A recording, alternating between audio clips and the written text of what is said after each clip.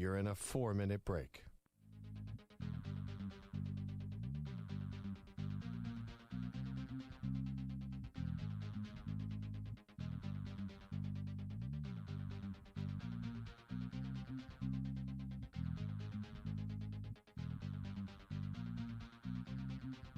Three minutes remaining.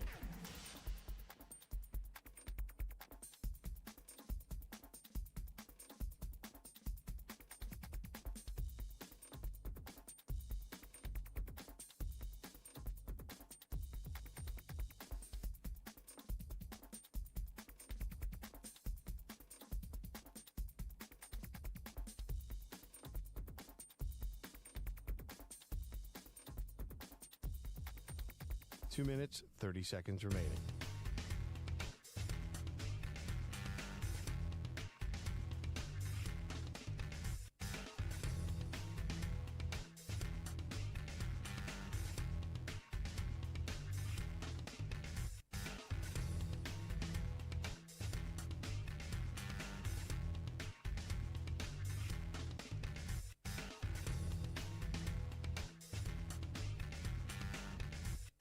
Two minutes remaining.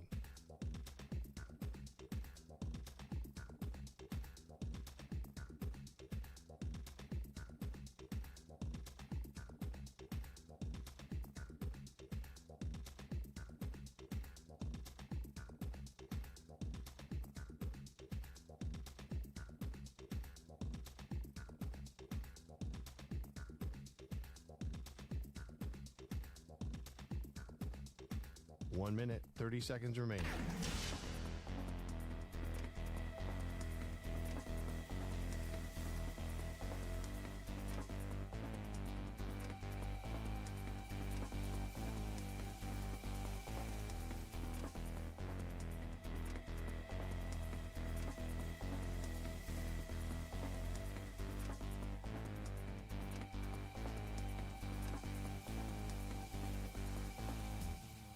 One minute remaining.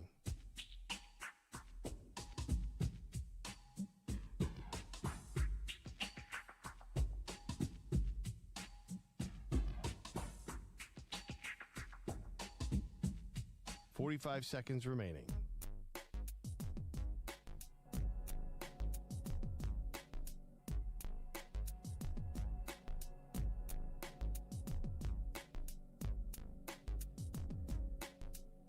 Seconds remaining.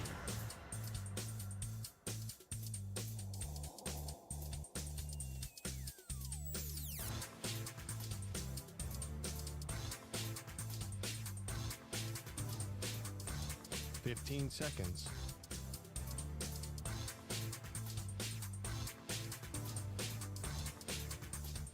Break ends in 5 seconds.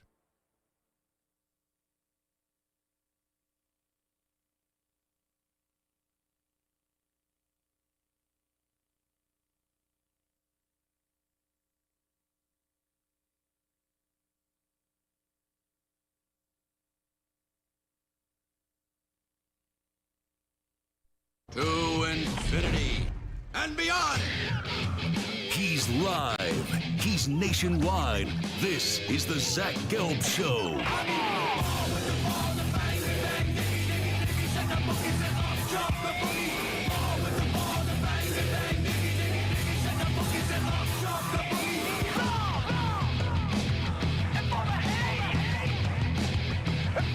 Here's your host, Zach Gelb. Live from the palatial yet not overly ostentatious studios of the Infinity Sports Network here in beautiful New York City, sitting on top of the 10th floor of 345 Hudson Street.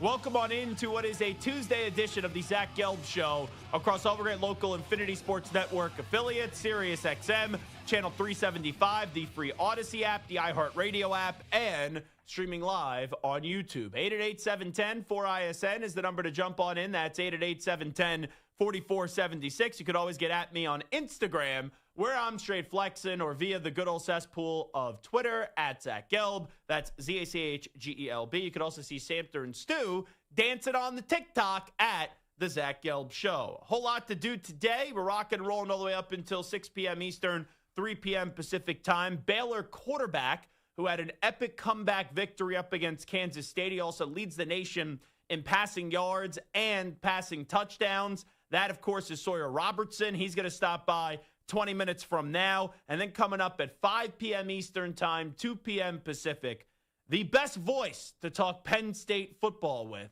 No, it's not Hot Take Hickey. It is Christian Hackenberg, the former Penn State quarterback. Hack going to join us coming up at 5 p.m. Eastern, 2 p.m. Pacific time today to talk about my favorite college football coach in James Franklin. All righty. I was not expecting to start today's show not opening with the Kansas City Chiefs losing to Duval and the Jacksonville Jaguars. That was not on my lead. That was definitely going to be my lead topic today. But we got some elite quarterback movement. That's right. We have a trade inside the AFC North. Joe Flacco is getting traded from the Cleveland Browns to the Cincinnati Bengals. It's Flacco and a 6th-round pick going to Flacco and a 5th-round pick, going to the Cleveland Browns. Or no, so why can I say this correctly? It's a 5th-round pick going to the Cleveland Browns. Flacco and a 6 going to the Cincinnati Bengals. You know what that was? I wrote that down. I wrote it down, and I said, I don't got to look at it. I just know how to say that correctly, but that's not the case. Can we just be honest? Does anyone give a rat's ass about the compensation when you're talking about a 6th and a 5th? No. Here's the news. Keep it simple, stupid. Come on, Gelb. You're doing a national radio show here. You're giving Gresh fodder to just make fun of you next time he fills in. But anyway, Joe Flacco is getting traded to the Cincinnati Bengals. Here's my immediate reaction. It's a good move for Jamar Chase and T. Higgins. It's life again for Joe Flacco. But I need to caution Joe. You're behind a Cincinnati Bengals offensive line. That is absolutely horrendous. I was on the call for Compass Media Networks this past Sunday of the Cincinnati Bengals and the Detroit Lions. And we were talking about the Bengals, and we were talking about their quarterback dilemma right now. And it was myself and Brian Baldinger and Chris Carino. And I was bringing up the point about some potential names, even though Zach Taylor kept on dismissing trading for a quarterback. And I was talking about Russell Wilson. I was talking about Jameis Winston. I was talking about Kirk Cousins. And we mentioned Joe Flacco, but I said, what are the odds that the Browns and the Bengals, maybe they do him a favor, but what really are the odds that you're going to make a trade in division?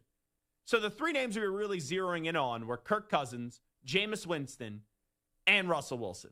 And I looked at all 3 of those names, and I said to myself, all right, out of those 3, in the year of 2025, Kirk Cousins is probably the best quarterback between Kirk Cousins, Jameis Winston, and Russell Wilson. However, with that being said, Kirk Cousins is coming off that Achilles injury from 2 years ago, right? He came back last year, never fully looked healthy, then got benched. Michael Penix Jr. took over, and he's been the guy in Atlanta. So you're going to put Kirk Cousins behind that offensive line, and he's not a mobile quarterback. So I looked at Kirk Cousins. I thought to myself, I don't anticipate him being the guy getting traded to the Cincinnati Bengals because he's not going to be able to move. So then I zeroed in on Russell Wilson or Jameis Winston. And I said, both those guys have no shame. Russ will take a job wherever he could get one, and he would be running for his life, but he's running out of options in the NFL. And at least you have Jamar Chase and T. Higgins. And then I looked at Jameis Winston. Jameis Winston has kind of been relegated to 3rd-string quarterback in the league now. He would take any situation possible. So I thought for sure that if we were going to get a trade, and if there was going to be a trade executed from the Cincinnati Bengals to another team, that it would be with the New York Giants, and it would be either Russell Wilson or Jameis Winston going to Cincinnati. But that's not the case. It's Joe Flacco. And I look at Joe, and this is, I would imagine, Joe's final season, but who knows? And this is one last chance to continue your NFL career, which it's been a good career, right? Like Joe Flacco's not going to the Hall of Fame. No one's going to look back at Joe Flacco as one of the all-time great quarterbacks, but he was a phenomenal postseason player. And you look at what Joe did in Baltimore, it was impressive. He won a Super Bowl, won a Super Bowl MVP, right? These are things that a lot of people love to be associated with. But ever since leaving the Baltimore Ravens, it hasn't really been all that pretty. I remember actually getting into a good debate with, and this was years ago. I think that I was actually filling in for Scotty Farrell. Farrell on the bench, shake it up. And I was filling in for Farrell on the bench right here at the time on CBS Sports Radio. And I reached out to Jim Nantz. Ooh, hello, friends. And I asked him to come on. And Jim came on, and we did 2 segments, and we actually got into a debate. Because Jim thought that Joe Flacco was going to succeed with the Broncos, and I didn't think he was going to succeed whatsoever. So, Joe Flacco obviously didn't have success in Denver. I thought Joe Flacco was reaching the end of his career then. And you think about when that was. Circa 2018, 2019 probably? Yeah, 2019 actually. Then Joe Flacco goes on to play for the Jets, the Eagles, back with the Jets, the Browns where he came off the couch and won the Comeback Player of the Year award. Also had the Colts, which that was a disaster, then gets back to Cleveland. Then today he gets traded to the Cincinnati Bengals. So it's been a long time since Joe Flacco. I know he had that one solid half season where he won Comeback Player of the Year when he came on this show and he's like, I don't even want the award. But it's been a long time since Joe Flacco was a good quarterback. And with Joe Flacco being 40, I think that this is a last desperation move by the Bengals to just say, okay, what we thought we had with Jake Browning from 2 years ago is not that. And Jake Browning, he was miserable. I mean, I'm doing that game on Compass last week.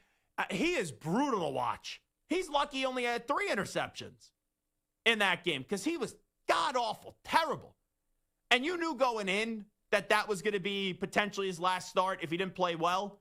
And then afterwards, it clearly was his last start, assuming that Joe Flacco could get there and get all caught up to speed. But even if Joe Flacco isn't caught up to speed, you got to play him. You got to play him. And the Bengals are going up against the Packers. And, Joe Flacco actually has already beat the Packers this year. Somehow came on back in that fourth quarter with the Cleveland Browns. But I look at the chapter of Joe Flacco and the Cincinnati Bengals, and I just say this. Right from afar, all right, you got to put lipstick on a pig to try to prevent this ship from sinking. Thank You're you. adding an extra. I can't speak today. Shinking and stinking. Yeah, I cannot speak to this is a problem. I was so damn tired yesterday. In the last hour of the show, now I'm making excuses. I sound like James Franklin and Steve Sarkisian. But I was so damn tired yesterday during the show in the last hour because I got no sleep on Sunday into Monday. And then last night, I was up late watching Major League Baseball with the playoffs. I was up late watching the NFL game between the Chiefs and the Jaguars. Yeah, I may need a load management day. I may need one. I may need to be like an NBA player. If Adam Silver was my boss and it wasn't Chris Olivero and David Mayernick, they'd be like, yeah, just take a day off. You could use a day off, Cal. But anyway, the ship is sinking. Error number 2, 9 minutes into the show. Oh, boy, this is going to be a Marconi day. We're going to win a Marconi today. But the ship is sinking in Cincinnati. And we don't know if Joe Burrow is going to be back at the end of the year. But there's still a chance that he's going to be back. And you got to be in striking distance for your quarterback to make a triumphant return and to find a way to get you into the playoffs. So with all that being said, lipstick on a pig, do I think that Joe Flacco was the best option for that? I do not. I think that they could have gone with Russell Wilson or Jameis Winston. I'm not jumping for joy with either of those 2 quarterbacks, let me be clear. But I think you need a quarterback to be a little bit more mobile. And not that Jameis Winston and Russell Wilson are Lamar Jackson and they're Speedy Gonzalez, right? They're not Indiana Jones with his speed, Daniel Jones. They're not Jalen Hurts with the way that they run the football, but at least they can move. Joe Flacco at this stage of his career, and he's been for most of his career, he's a statue. That's what he is.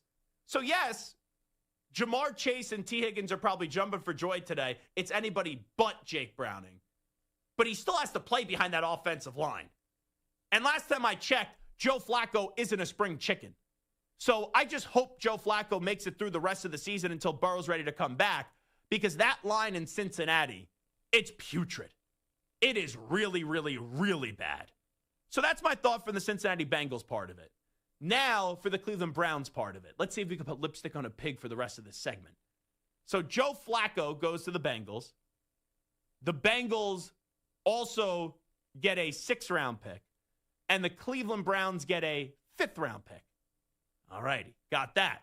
Now, with the Cleveland Browns part of it, it's okay to get rid of Joe Flacco. You're not going anywhere. Joe Flacco, you could do him a favor and at least give him a chance to start somewhere else. Because as I said, this is probably going to be his final year.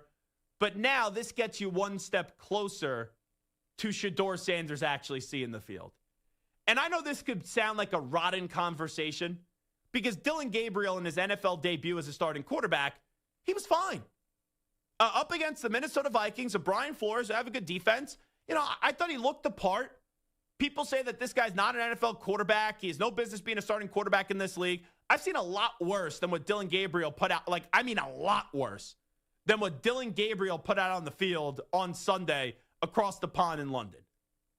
So the reason why it's a little bit of a rotting conversation is because we totally dismissed Dylan Gabriel because Shedeur is all about clicks, right? Shedeur, it's all about him being the story. And Shedeur Sanders, we're all wondering, will he see the field at some point? Because even though Dylan Gabriel played well, I don't know how much people actually believe in Dylan Gabriel. Now, I saw Ken Carman said maybe Bailey Zappi is going to be the second string quarterback. What are we doing here, folks? Cleveland, you could sit there a few weeks ago or last week and say, okay, you're going to Dylan Gabriel. Joe Flacco is going to be QB2. Shedeur Sanders is going to be 3. I could have a problem with it. But after this, and I know we haven't seen anything official yet from Zach Taylor. From Kevin Stefanski. But if after this you then go out and say, all right, we traded Joe, Bailey Zappi is going to be the second string and Shedeur is going to be the third string, then just get rid of Shedeur and let him go find another team to try to start his NFL journey. But if he is QB2 Shedeur, that means you're one injury away or a bad performance away from us either seeing Shedeur Sanders play for the Cleveland Browns or people demanding Shedeur Sanders to play for the Cleveland Browns. So that's why, as a football fan, right, who doesn't have a dog in the fight here with the Browns and the Bengals, right, do I think the Bengals could have got a better option at QB behind that rancid offensive line? Absolutely. Is it really going to make that much of a difference? Probably not. Right, when you're talking about Flacco compared to Jameis Winston or Flacco compared to Russell Wilson. It's really, you're splitting hairs. I would just prefer a more mobile quarterback because he's going to be running for his life behind that line. So that's the Bengal side of it. But then you get to the Brown side of it. Okay, the veteran voice is out of that locker room. Now you have 2 youngsters. Dylan Gabriel's first up. He has the baton. He passed the test last week. Now let's see how long he can continue to keep that baton. But if he fails, you're going to have to then hand that baton over to Shedeur Sanders because you're going to have 2 first-round picks next year. Now, the Jaguars pick isn't looking like a bad pick, but your pick's probably going to be a bad pick. And you got to do enough evaluations because if you do need to take a quarterback, you got to be ready to go there. But maybe one of these guys, whether it's Gabriel or Shedeur, they catch lightning in the bottle and they end up being the next franchise quarterback for the Cleveland Browns. All right, it is the Zach Gelb Show on the Infinity Sports Network. After those 14 minutes of Marconi winning radio, hopefully we will rebound. Sawyer Robertson's going to join us on the other side. He's leading the nation in passing yards and passing touchdowns. And the Baylor Bears, they had an epic, and I mean an epic comeback up against Kansas State over the weekend. We'll connect with the Baylor quarterback when we come back in 5 minutes. This is the Zach Gelb Show. You're in a 5-minute break.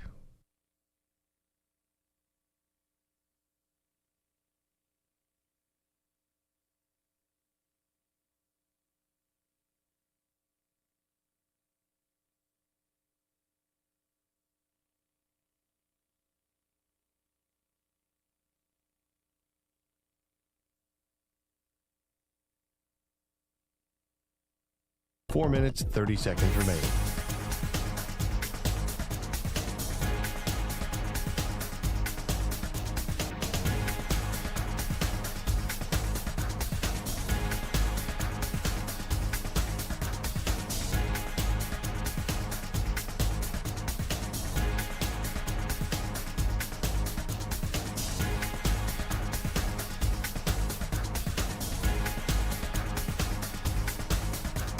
Four minutes remaining.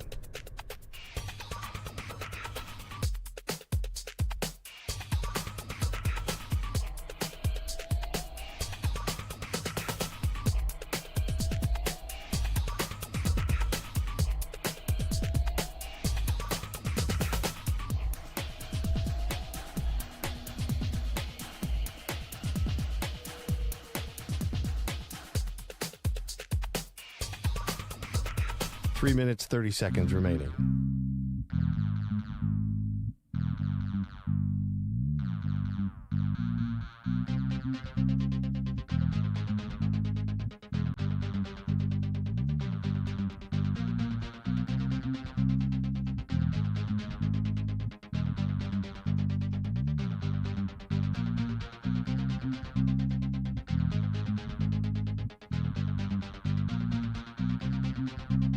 Three minutes remaining.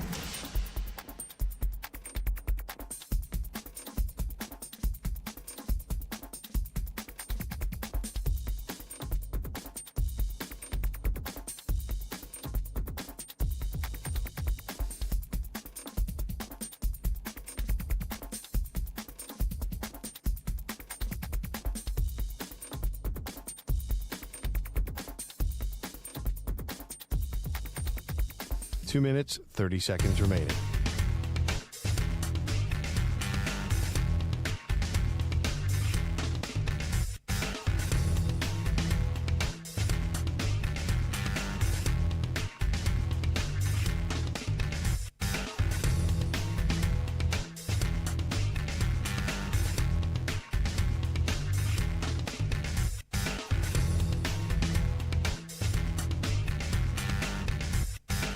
Two minutes remaining.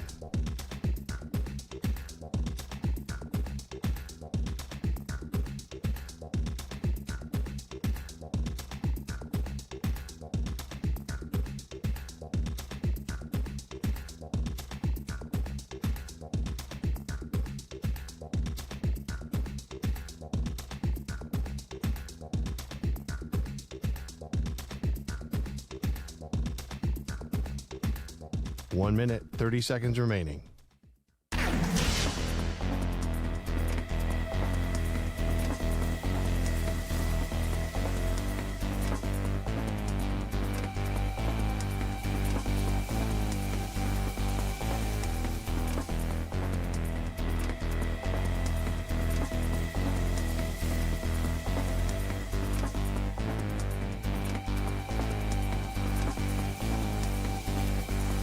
One minute remaining.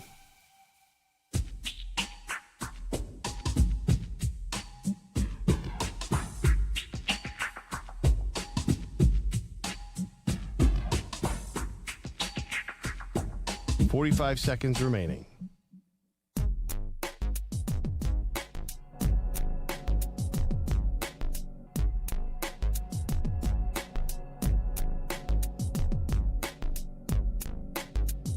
Thirty seconds remaining.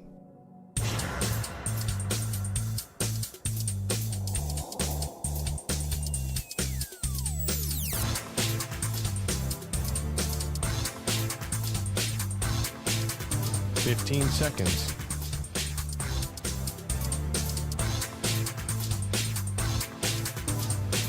Break ends in 5 seconds.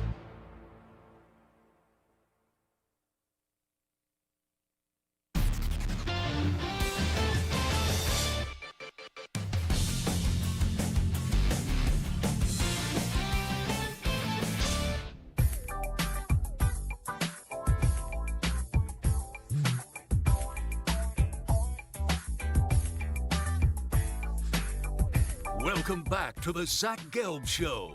Alrighty, welcome back in. It is the Zach Gelb Show, coast to coast on the Infinity Sports Network. Sawyer Robertson is the quarterback at Baylor. He has been unbelievable. He's leading the nation in passing yards and passing touchdowns. And how about the Bears? I was watching that game on Saturday. They had an epic comeback in the fourth quarter, now enter their bye week at 4-2 on the season. And the quarterback at Baylor, Sawyer Robertson, is kind enough to join us right now on the Zach Gelb Show. Sawyer, first off, congratulations on the win. Appreciate the time. Thanks so much for doing this. How you been?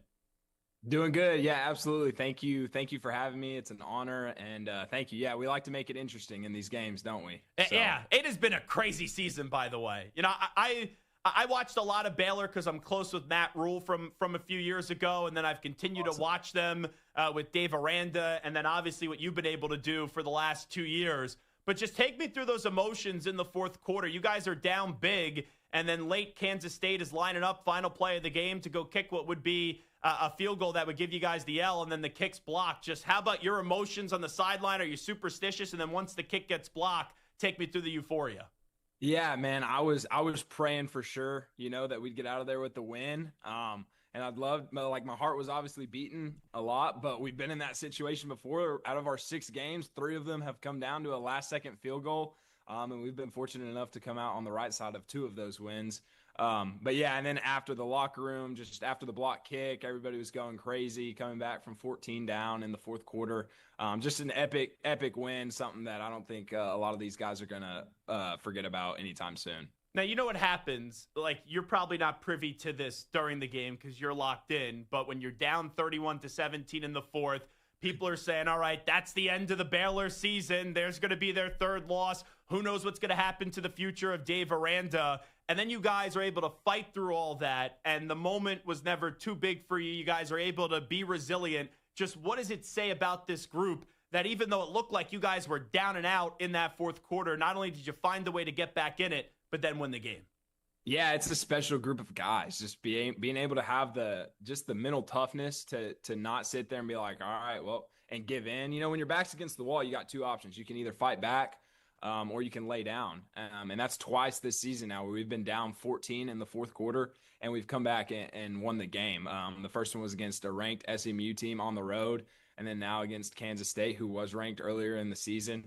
And so just having the locker room that we have, we have a lot of veterans, a lot of leaders, guys that have been in tough situations before. And I think those tough situations speak volumes into how this season has played out, just being able to win those games that come down to the wire. So now you guys get a week to breathe a little bit, a week to get healthy because you're entering your bye week at 4-2. How do you assess, with all this craziness that we're talking about where this football team's going to be for the second half of the season? Yeah, it's kind of, the bye week, you're kind of balancing getting healthy, like you said, and making the corrections and getting better throughout the course of the week, working on the things that we need to work on. And so for us, we're pretty banged up right now just because, we've played a tough schedule the first 6 games. We opened with Auburn, then went on the road against SMU, played against Arizona. It's just a really hard first 6 games for us. And so this bye week is honestly coming at a good time. Our starting running back is banged up. He's been absolutely outstanding for us. And so for him being able to get healthy, and then we got a couple linemen and then guys on the defense that are going to be able to get healthy.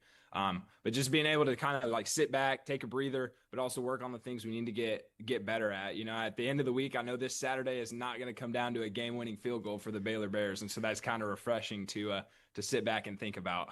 I wonder how the hand is of Michael Trigg, because I don't know how the heck that he caught that ball. That was unbelievable. Yeah, he's incredible, man. Just such a good teammate, such a good guy. Love getting, obviously as a quarterback, love getting to throw, getting to throw the ball to him, along with all the receivers that we have. Just so many weapons, and so what an amazing play. Obviously, it was the number 1 play on SportsCenter. I'm so happy and pumped for him, and I know he was pretty excited too. Sawyer Robertson here with us. He leads the nation in passing yards and passing touchdowns. He's the quarterback of the Baylor Bears after that epic victory up against Kansas State. They're 4-2.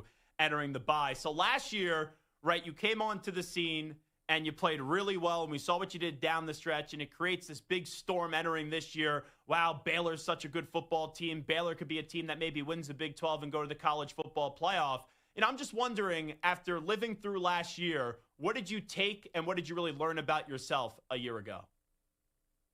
I mean, obviously entering the season as the backup, it was kind of like, okay, I'm gonna prepare each week like I'm the starter, and I'm gonna be ready whenever my number's called. And ultimately that ended up happening, and so super thankful for that opportunity. And I really didn't look back. So thankfully, the guys on the team responded well, and we were able to win our last 6 games of the season after starting 2-4. Honestly, last season kind of encompassed what a couple of our games this season have been like, where our backs were against the wall. We were sitting at 2-4 going into our bye week, and then we willed off 6 in a row. And that's kind of what you've seen in those 2 games that I've talked about, where we're down late, and we found a way to win. And so just being able to do that last year kind of encompassed what we've been able to do this year too a little bit, because we've returned so many guys as well. And so I know there's a lot of excitement right now around us, and it's been super fun these first 6 games. So clearly last year, right, you didn't start the season, so that's the biggest difference. This year you were the guy right out of the gate, and now not only are you the guy right out of the gate, you're leading the nation in passing yards and passing touchdowns, as I'm sure doesn't get old to hear. But outside of just not being the starter from the jump, what do you feel like is the biggest difference from you from last year to now what we're seeing through the first 6 games of the season? It's actually funny. We were watching tape on one of our games last year. And I was sitting there and I was like, oh my goodness. Like I was just not impressed at all. I was like, I really wasn't that good. I wasn't as good as I thought I was last year. And so honestly, like there's so many things. And I think it just all came with game experience, right? Like just being able to be in those tough situations in games, being able to fail in games, trust the receivers in one-on-one situations, just like calming down, the nerves aren't as great anymore as they were last year. And so I just feel so much more relaxed. I feel so much more confident right now as a thrower, as a quarterback, as a leader. And so those are probably the biggest differences from last year and this year. And part of that too goes into, wasn't the starter last year at the beginning of the year. I was at the end and in the offseason and going into this year. But I tried to always prepare like I was. And so I think that helped me last year. And heading into this year. But yeah, I just feel so much more confident as a quarterback right now. Now, I know you're a quarterback. I know you're a leader, so you probably want the shine to go on your teammates, but you've gotten so much shine recently, especially what you're doing, leading the nation in yards and touchdowns. People are throwing your name in the Heisman Trophy conversation. I'm a Heisman Trophy voter. I know RG3, who won the Heisman Trophy, is saying, hey, this could be a top 10 pick in the draft. This could be a guy that could be a Heisman Trophy finalist. When you hear that stuff, how do you handle it and how do you respond to it? Yeah, I definitely try not to pay too much attention to it for a couple reasons. One, I think it's still pretty early, 6 games in. Thankful for how those 6 games have gone, but we still got 6 more games that we got to go out and win. And I think winning takes care of everything. So we got to handle the business on the field. But it's exciting. It's awesome. Obviously RG3, I've been able to meet him and talk to him. He's been so good to me. Just a great guy to look up to, everything. But I do try to use the attention that I get to just kind of shine the light on my teammates, because at the end of the day, they make me look way better than I am. The receivers, tight end, the line, our running game, and then even Coach Spav and Coach Aranda, just how they coach us, how they coach me. I think that's I think it reflects of how I play is how Coach Spav and Coach Aranda coach me. Their calmness, I think it feeds into me on the field. And so I feel like I never have to panic or do anything out of my comfort zone. And then at the end of the day, obviously all the glory goes to God, because just being able to have this opportunity and the ability to play the sport that I love on this stage is just something that I dreamt of growing up, and to be able to do it, I mean, it's just so cool. What type of football fan, Sawyer Robertson, were you growing up? Who were some quarterbacks that you like watching? I mean, so I grew up in Lubbock. Yeah. So I liked all the Leach quarterbacks, Graham Harrell, and then later on Patrick Mahomes rolled into town, and so he was obviously one that was fun to watch. But then just the Big 12 quarterbacks, because of all the teams that Texas Tech was playing. So Bryce Petty, Seth Russell, RG3, obviously. And then, Mason Rudolph was at Oklahoma State. And so Will Greer at West Virginia, that was when I was in high school. And so I definitely rooted for all those quarterbacks. I just loved watching good quarterbacks play. And it just so happened that I was fortunate enough to grow up in Lubbock, where a lot of good Big 12 quarterbacks were playing. Yeah, that's such a surreal chapter of your story, growing up in Lubbock, watching Mike Leach, the late great Mike Leach, then being able to play for him in your first stop towards the end of his life, obviously. At Mississippi State. Just what did you take from your time with Coach Leach, and just how crazy was that for you that at one point you were a kid watching his teams, and then you ended up getting not only recruited by him, but being on his squad? Man, it was really a dream come true. It really was. Just being able to have that, like you said, growing up in Lubbock, watching all of his teams, and then getting to go and play for him and get coached by him was truly a dream come true. And I learned so much from him. And honestly, the best thing that I learned probably wasn't even football related. And it was just be yourself, unapologetically. And that's how, obviously that's how he was. He didn't care what really anybody else thought about him. He didn't care about any of the outside noise. It wasn't going to change who he was or how he did things. And I had a lot of I noticed that while I was there, and I had a lot of respect for that, because it's so easy with all the social media and all the stuff, all the outside noise. you can let that get to your head and feed into your ego or affect or tear you down. And so being able to see that from him, honestly, has helped me throughout my career and where I'm at now, because I'm like, none of that stuff, I'm not going to let any of that stuff affect me. I'm going to be Sawyer. And I'm going to be the person that I know I am. You know, it's so bizarre that he's no longer still here with us and to talk about him in the past tense, but I'll never forget. I was at the draft for our draft coverage, and it was in Las Vegas, and he was at the Cosmopolitan. And I didn't know him, but I just saw that he was standing there by the bar and just holding court. And I said, you know what? I'm not going to play blackjack right now. I'm going to just walk over there and just listen. And he was just, anyone that was walking up, it was story after story after story. So I have to ask you, what was your favorite Mike Leach story? Oh my gosh, putting me on the spot. Probably I don't know how many I'm allowed to say. Yeah. But we had some good ones at Mississippi State. Honestly, my favorite one is probably, and I said this at Big 12 Media Day. So we played Alabama. We played Alabama right after they lost to Tennessee. And so they were on point. They were ready. And we didn't play very well. And Coach Leach was asking a bunch of the guys after the game, coaches and players, like, what do you think the issue was? And people, I guess, had kept saying confidence, like they weren't as confident as they wanted to be going into the game. And so in the team meeting on Sunday, he walks in there and he has one of our QCs bring in a book, and we were all like, what is this book that he's about to read? And he gets it and he's like, okay, this is the little engine that could. And we were like, there's no way he's about to read us this book. And he opens to the first page and he just says, choo, choo, choo, choo.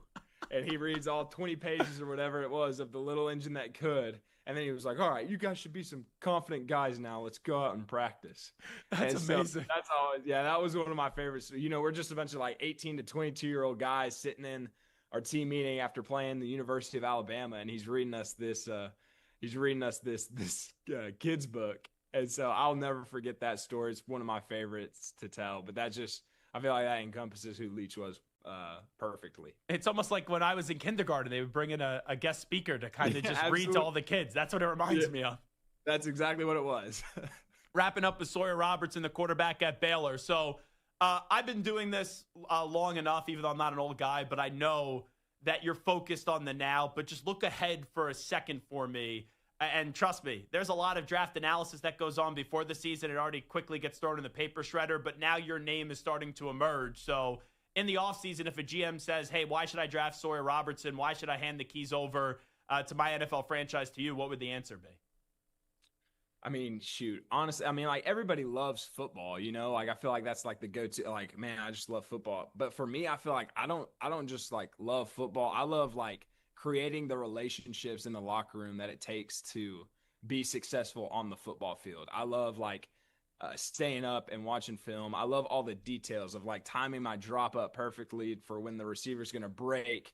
And before he ever breaks, letting go of the ball. So when he creates the separation, the ball's already there and he can catch it and get upfield. Like I just love all the details that it requires to be successful playing quarterback and playing football. And so it's not so much just like, oh, I love football. No, I kind of fell in love with the process of what it takes to be successful in playing football. And then, like I said earlier, just being outspoken about my faith, like using all of it at the end of the day to glorify God and thank him for giving me the ability and the opportunity to play this game.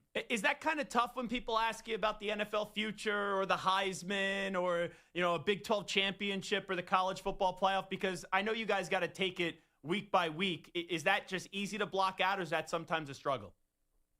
I stay off of social media, so it's probably easier than you think. But when people do ask me about it, my whole mindset is like, if we just win games, I feel like all of that stuff is going to take care of itself. And so that's kind of where my mindset is. Like you said, I try not to go too far ahead. And I know if we go out and we win our next game, then we're going to be in good shape to win the game after that, and the game after that, and the game after that. And just in my personal experience, seeing like last year when we went on the 6-game win streak, that's when all the like personal attention and personal accolades came, not just for myself, but for, our receivers, the defensive guys, really the whole team. And so I think I understand the importance of winning, and I know that needs to be the main goal before I ever think about, any trophy or draft coming up in the near future. I know you said your running back's got to get healthy. He's having a really good season, Bryson Washington. Just how about your relationship together and where he is from a health standpoint? Yeah, he's incredible. Just a great. We're actually probably going to go fishing later on this week, or even in the coming weeks. But I mean, you have a special bond with somebody that you share the backfield with, and just talking through things. He's probably the toughest guy, one of the toughest guys I've ever met. I mean, just you have to be tough to play running back, and he's probably one of the tougher running backs in the country. You need more than one guy to tackle him, and he's one of the best teammates and one of the best human beings I've ever been around. And so I'm super thankful for Bryson. He makes my job a lot easier, but that's not even why I'm thankful for him. I'm just thankful that I get to know him and get to share a locker room with him. What are the hobbies outside of football? You mentioned fishing. What else do you like to do? I love fishing. I'm a big board game guy. I love cards, love board games with friends, family, all the stuff. And then golf. I like to golf just because I feel like that's a nice, easy way of like relaxing, but also can still be pretty competitive, And so you a good golfer, or do you get humbled real quickly on the golf course? If I played right now, I'd get humbled really quickly. I get pretty good in the summers when I have a little more free time. I'll start shooting a little better. But then other than that, like I have a dartboard at my house, a ping pong table. I just love like all those little competitive games that you can do to just kind of pass the time with friends and family. And I'll see how good my info is here. So I'll throw someone under the bus if it's wrong. But I'm told you're a big ice cream guy. Is that true? I do. I love ice cream. Yeah, I'm really sweet tooth. Like any kind of sweet treat, candy, ice cream. That's definitely my kryptonite. Yeah, Smokey, I know who covers the Baylor Bears. He goes, big. When I said, give me a little info on Sawyer Robertson, he goes, big ice cream guy, and I go, oh, really? Yeah. So yeah. How do you make the sundae? What do you do? Like, I would love a chocolate chip cookie, put some vanilla ice cream soft served in the middle, and then put it with a bunch of toppings. But what do you do with your ice cream? Dude, I'm honest. I'm not just like a one go to every single time. I kind of mix it up. Sometimes I'll go with like a root beer float with the ice cream. Sometimes I'll go fudge, caramel. Sometimes I'll put like the fruit, Oreos, all the stuff on it. And then sometimes I'll just get like different flavors as far as like, might get strawberry this time. I'm not just like a straight vanilla or chocolate guy, All right, last thing I'll ask you, and it's a big character concern question. It's going to be the toughest question you're ever going to get in an interview.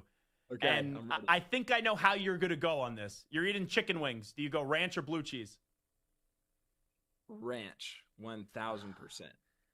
Ranch, because you're from the South. Jonathan Taylor's 1,000% right. He goes, us East Coast guys, we love blue cheese. That's the right answer. But down South, you guys like ranch. It's not. I mean, it's not even a question. You know what? Heisman Trophy gone. Big 12 playoff spot gone.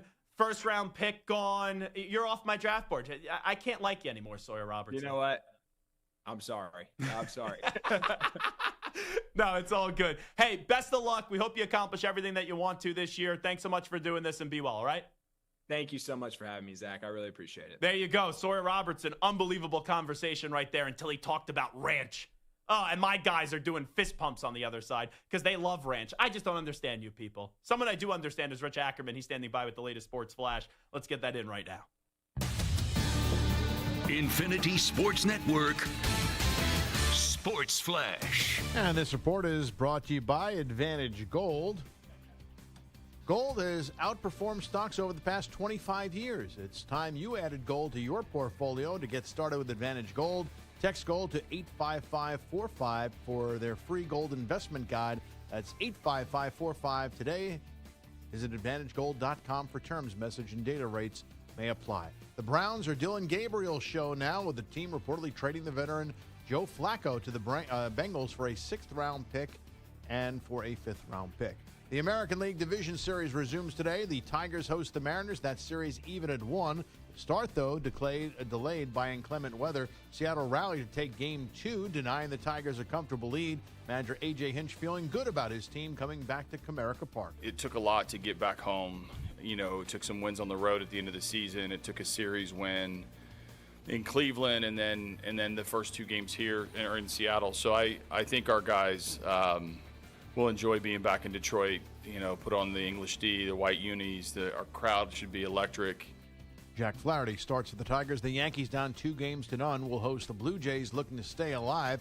Carlos Rodon helped them stave off elimination in the wild card round. He'll take the mound tonight in the same spot again, going up against Shane Bieber. I'm Rich Hackenberg.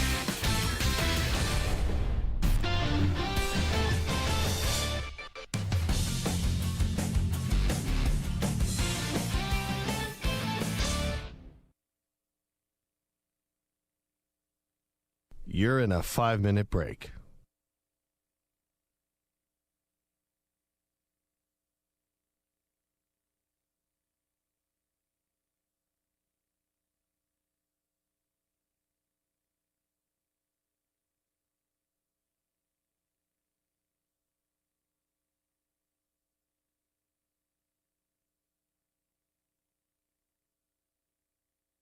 Four minutes, 30 seconds remaining.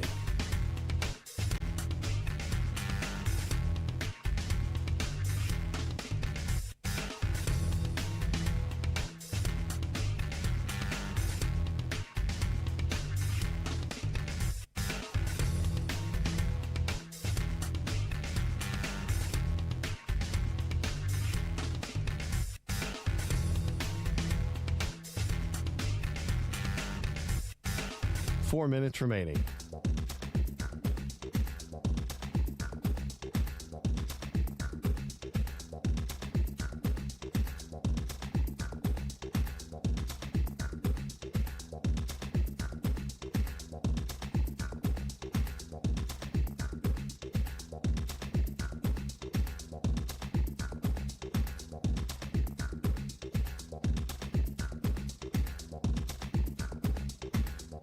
Three minutes, 30 seconds remaining.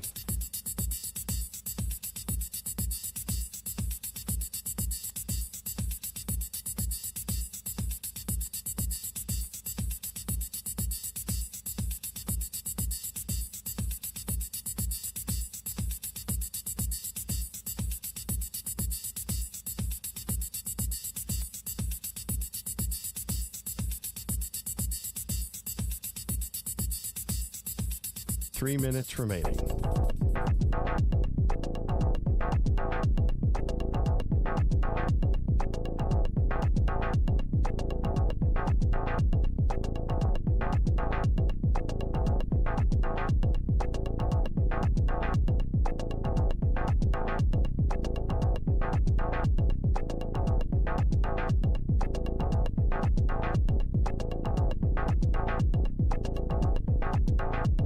Two minutes, 30 seconds remaining.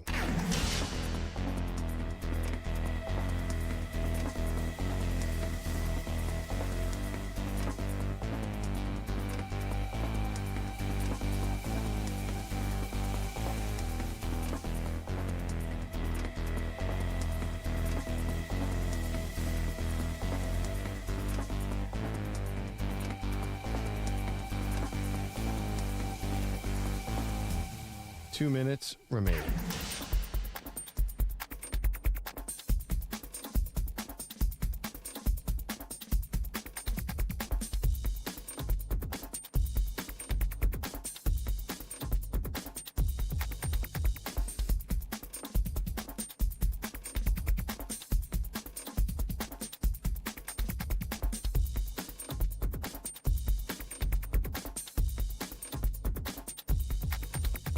One minute, 30 seconds remaining.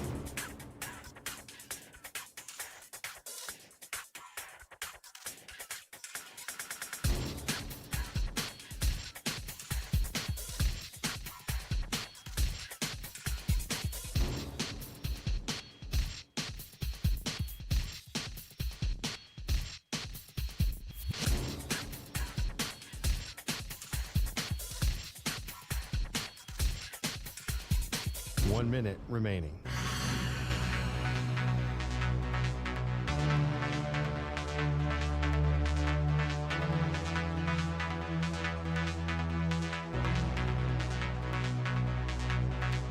Forty-five seconds remaining.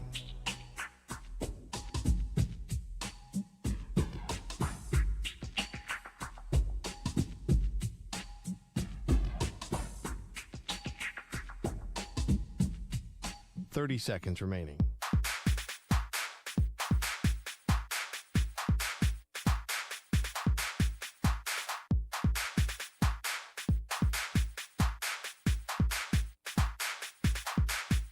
15 seconds.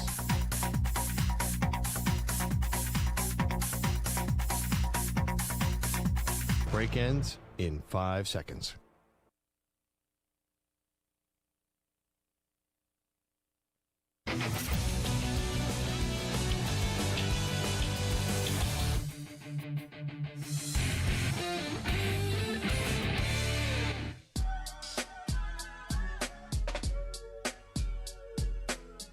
Welcome back to the Zach Gelb Show on the Infinity Sports Network. The Defensive Player of the Week is brought to you by the Navy Federal Credit Union. Our members are the mission. This week's player is Broncos linebacker Nick Bonitto. In Sunday's 21-17 win over the Eagles, Bonitto had 4 tackles and 2.5 sacks. Bonitto currently leads the NFL with 7 sacks on the season. So before the show, I told you I didn't get much sleep last night. And I didn't also get a lot of sleep Sunday night. So that's back-to-back nights with not a lot of sleep. So I was kind of jonesing for a snack. And I went into the newsroom. I don't know, Boomer Esiason's door was open here. So I said, oh, Boomer's probably here doing something. Probably somebody brought food. And I walk into, it was actually the kitchen. And I look and there's a platter. So I go, perfect. I'll have like a half sandwich. It will be wonderful. Get a little energy in before the show. Sit down, do the show. And then tonight, obviously I'll have a nice little dinner. I'm doing scallops and steak tonight for dinner with a few potatoes as well that I'm going to make. And it's going to be very, very good with a little salad too. So I just needed something to hold me over. And I opened this platter and I was mortified because it wasn't sandwiches. And I didn't know what I thought it was fish at first. And I go, who leaves fish out there in the newsroom like this? And it was covered in a sauce. And then I did some further inspection, and I go, it's corn? It's corn on the cob in this sauce? And Samter said to me that this is called elote? Elote. Elote, which is what, Mexican street corn? Mexican street corn. So I was talking with Carlos with a K last night because he was texting me right after the Chiefs lose. Oh, they're going to miss the playoffs. Oh, I'm going to be right. Oh, you're going to be wrong. And I said to Carlos, hey, you still owe me a dinner. And he goes, your schedule's so busy. He goes, you tell me when you're ready, and I'll take you for dinner, because he thought that Saquon Barkley was going to play in less than 7 games last year. And I said, this is the easiest bet I'm ever going to make. And I ended up beating Carlos with a K in that bet. And not only did Saquon Barkley play more than 7 games last year, he went on to win a Super Bowl and have one of the great seasons we've ever seen from running back. So I just asked Carlos with a K because Samter goes, oh, Lotte is amazing. But I've also never seen Samter when there's been food brought in here that he goes, that's not good. And Stu, do you have any opinion on elote? Yeah, it's great. Yeah, I've had it before. So you both say it's great. What do you think Carlos with a K's reaction was when I just got off the phone with him? Based off your reaction, I'm guessing he's not a fan of it. Yeah, I mean, I would normally say he'd be down, but maybe based off of how you're talking, he's not a big fan either. He said, it's okay. It's fine. Now, when you say it's fine, I could tolerate it. I could eat it, but I'm not rushing to go get it. So Samter has, since I wasn't going to eat this originally, he has procured me, would you say a piece, a stick? What is this? A cob? Yeah. Now, that looks like spicy. Do you know what the sauce is? Well, so the cream sauce is like a mayonnaise sour cream mix. Okay. And then there's like Parmesan or some sort of a cheese on there. But then the red stuff is usually some sort of a chili or Is a powder. that tahini? No. No, that's what it looks like. No, tahini is like Mediterranean. This is Mexican. Oh, but like, when you get a... Different continents. Well, isn't that what they call that stuff when you get a margarita and you have the salt, the spicy salt? Isn't that tahini or tahini, whatever it's called? Spicy salt rim? No, I don't think so. No, I think it is. I think you're wrong on that, but that's fine.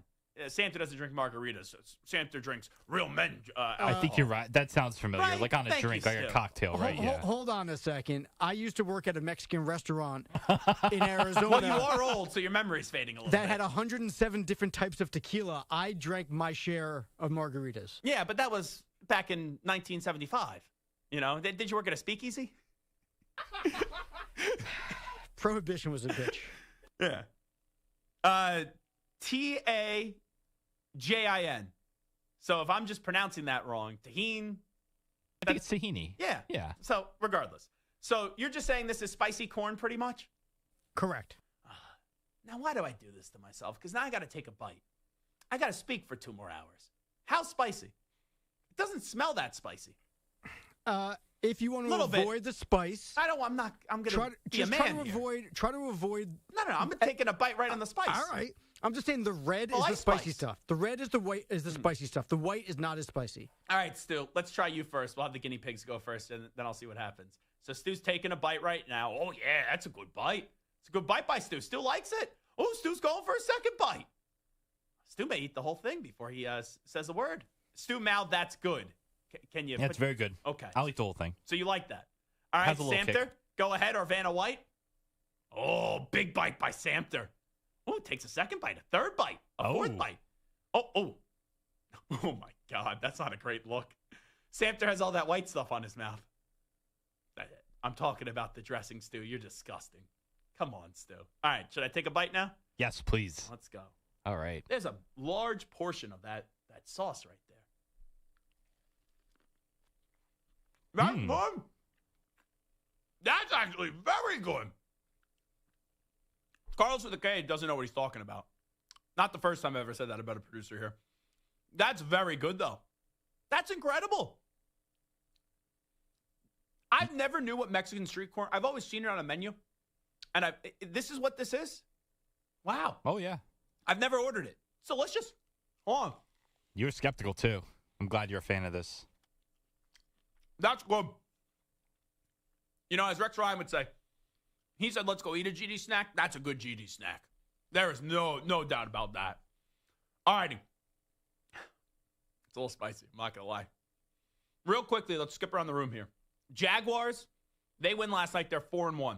Chiefs lose last night. They're 2-3. Give me a team that you're surprised is good and a team that you're surprised that's bad this year. We got to go through this in a minute. Stu, who's your good team? My good team is the Steelers. I don't think they're a Super Bowl contender, but I think they're definitely going to win the AFC North. And for me, I would have never thought that at the start of the season. So that's my team. Samter? I'm going to go with your one Pats. team. Yeah! I thought the Pats were going to finish third, maybe even fourth in the East. They're going to potentially contend with the Bills for the win. I don't think they'll win the division, but I think they could be a wild card team. Mine's the Colts. They're 4-1, and Daniel Jones is playing like he's the MVP of the NFL right now. And Jonathan Taylor is playing like he could be the offensive player of the year. Stu, who's your bad team that you're surprised by? My bad team's the Raiders. I didn't think they'd be a playoff team, but I didn't think they'd be 1-4, and they seem like they're one of the 3 or 4 worst teams in the league. And their lone victory came in week 1. That's a long, long time ago. All righty, Samter. I can still remember. I'm going to go with the Dolphins, staying with the AFC East. 1-4. I thought the Dolphins were going to be pretty good if Tua stayed healthy, and they are just a mess. Mine's the obvious one. It's the Ravens. Even before Lamar got hurt, they were struggling. Their defense is crap. Their defense is injured. Harbaugh can't win a big game. Yikes. Elote. I give this elote, it's the first elote they've ever had, an 8.8. That's good. I enjoy. I'm Zach Gelb, and I approve this elote.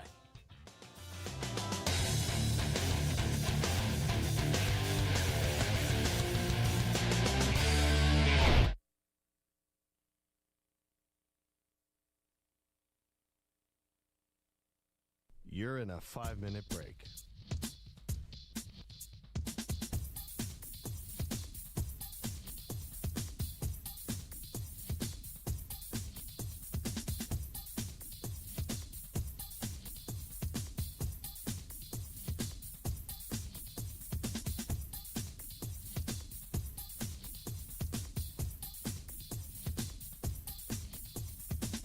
Four minutes, 30 seconds remaining.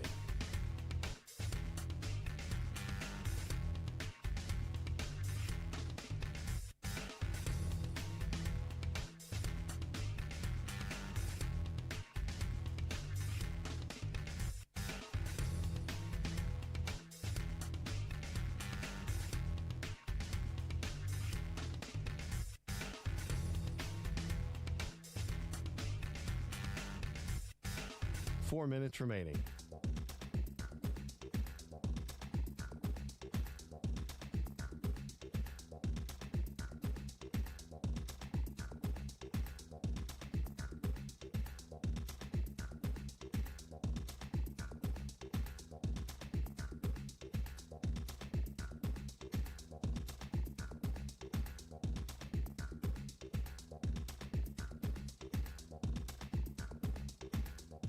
3 minutes, 30 seconds remaining.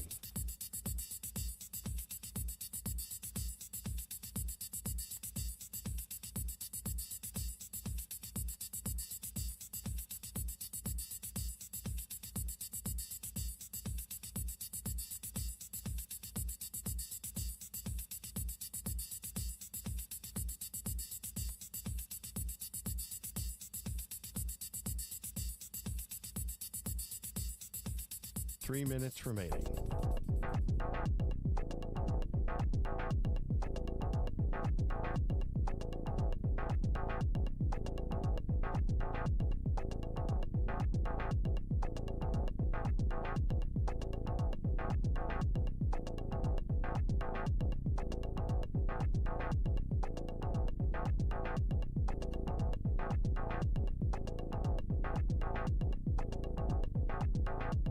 Two minutes, 30 seconds remaining.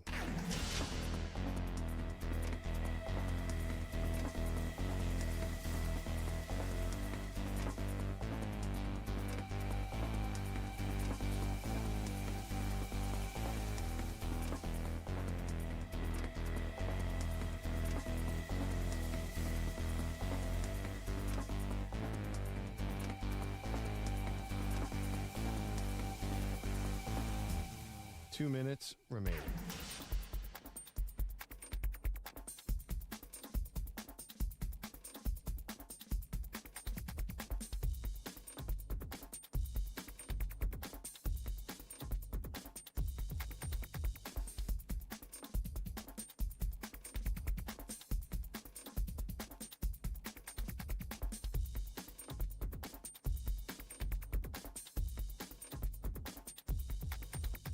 One minute, 30 seconds remaining.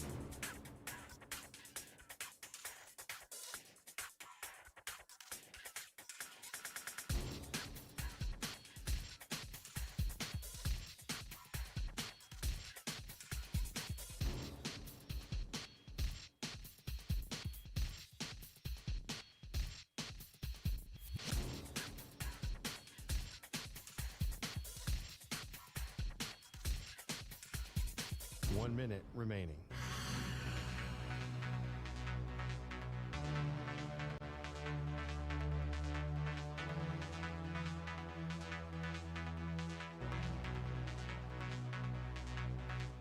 Forty-five seconds remaining.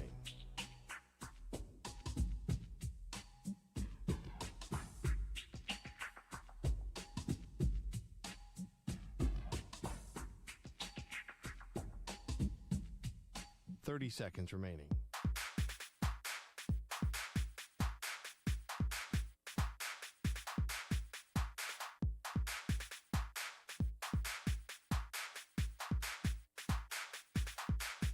Fifteen seconds.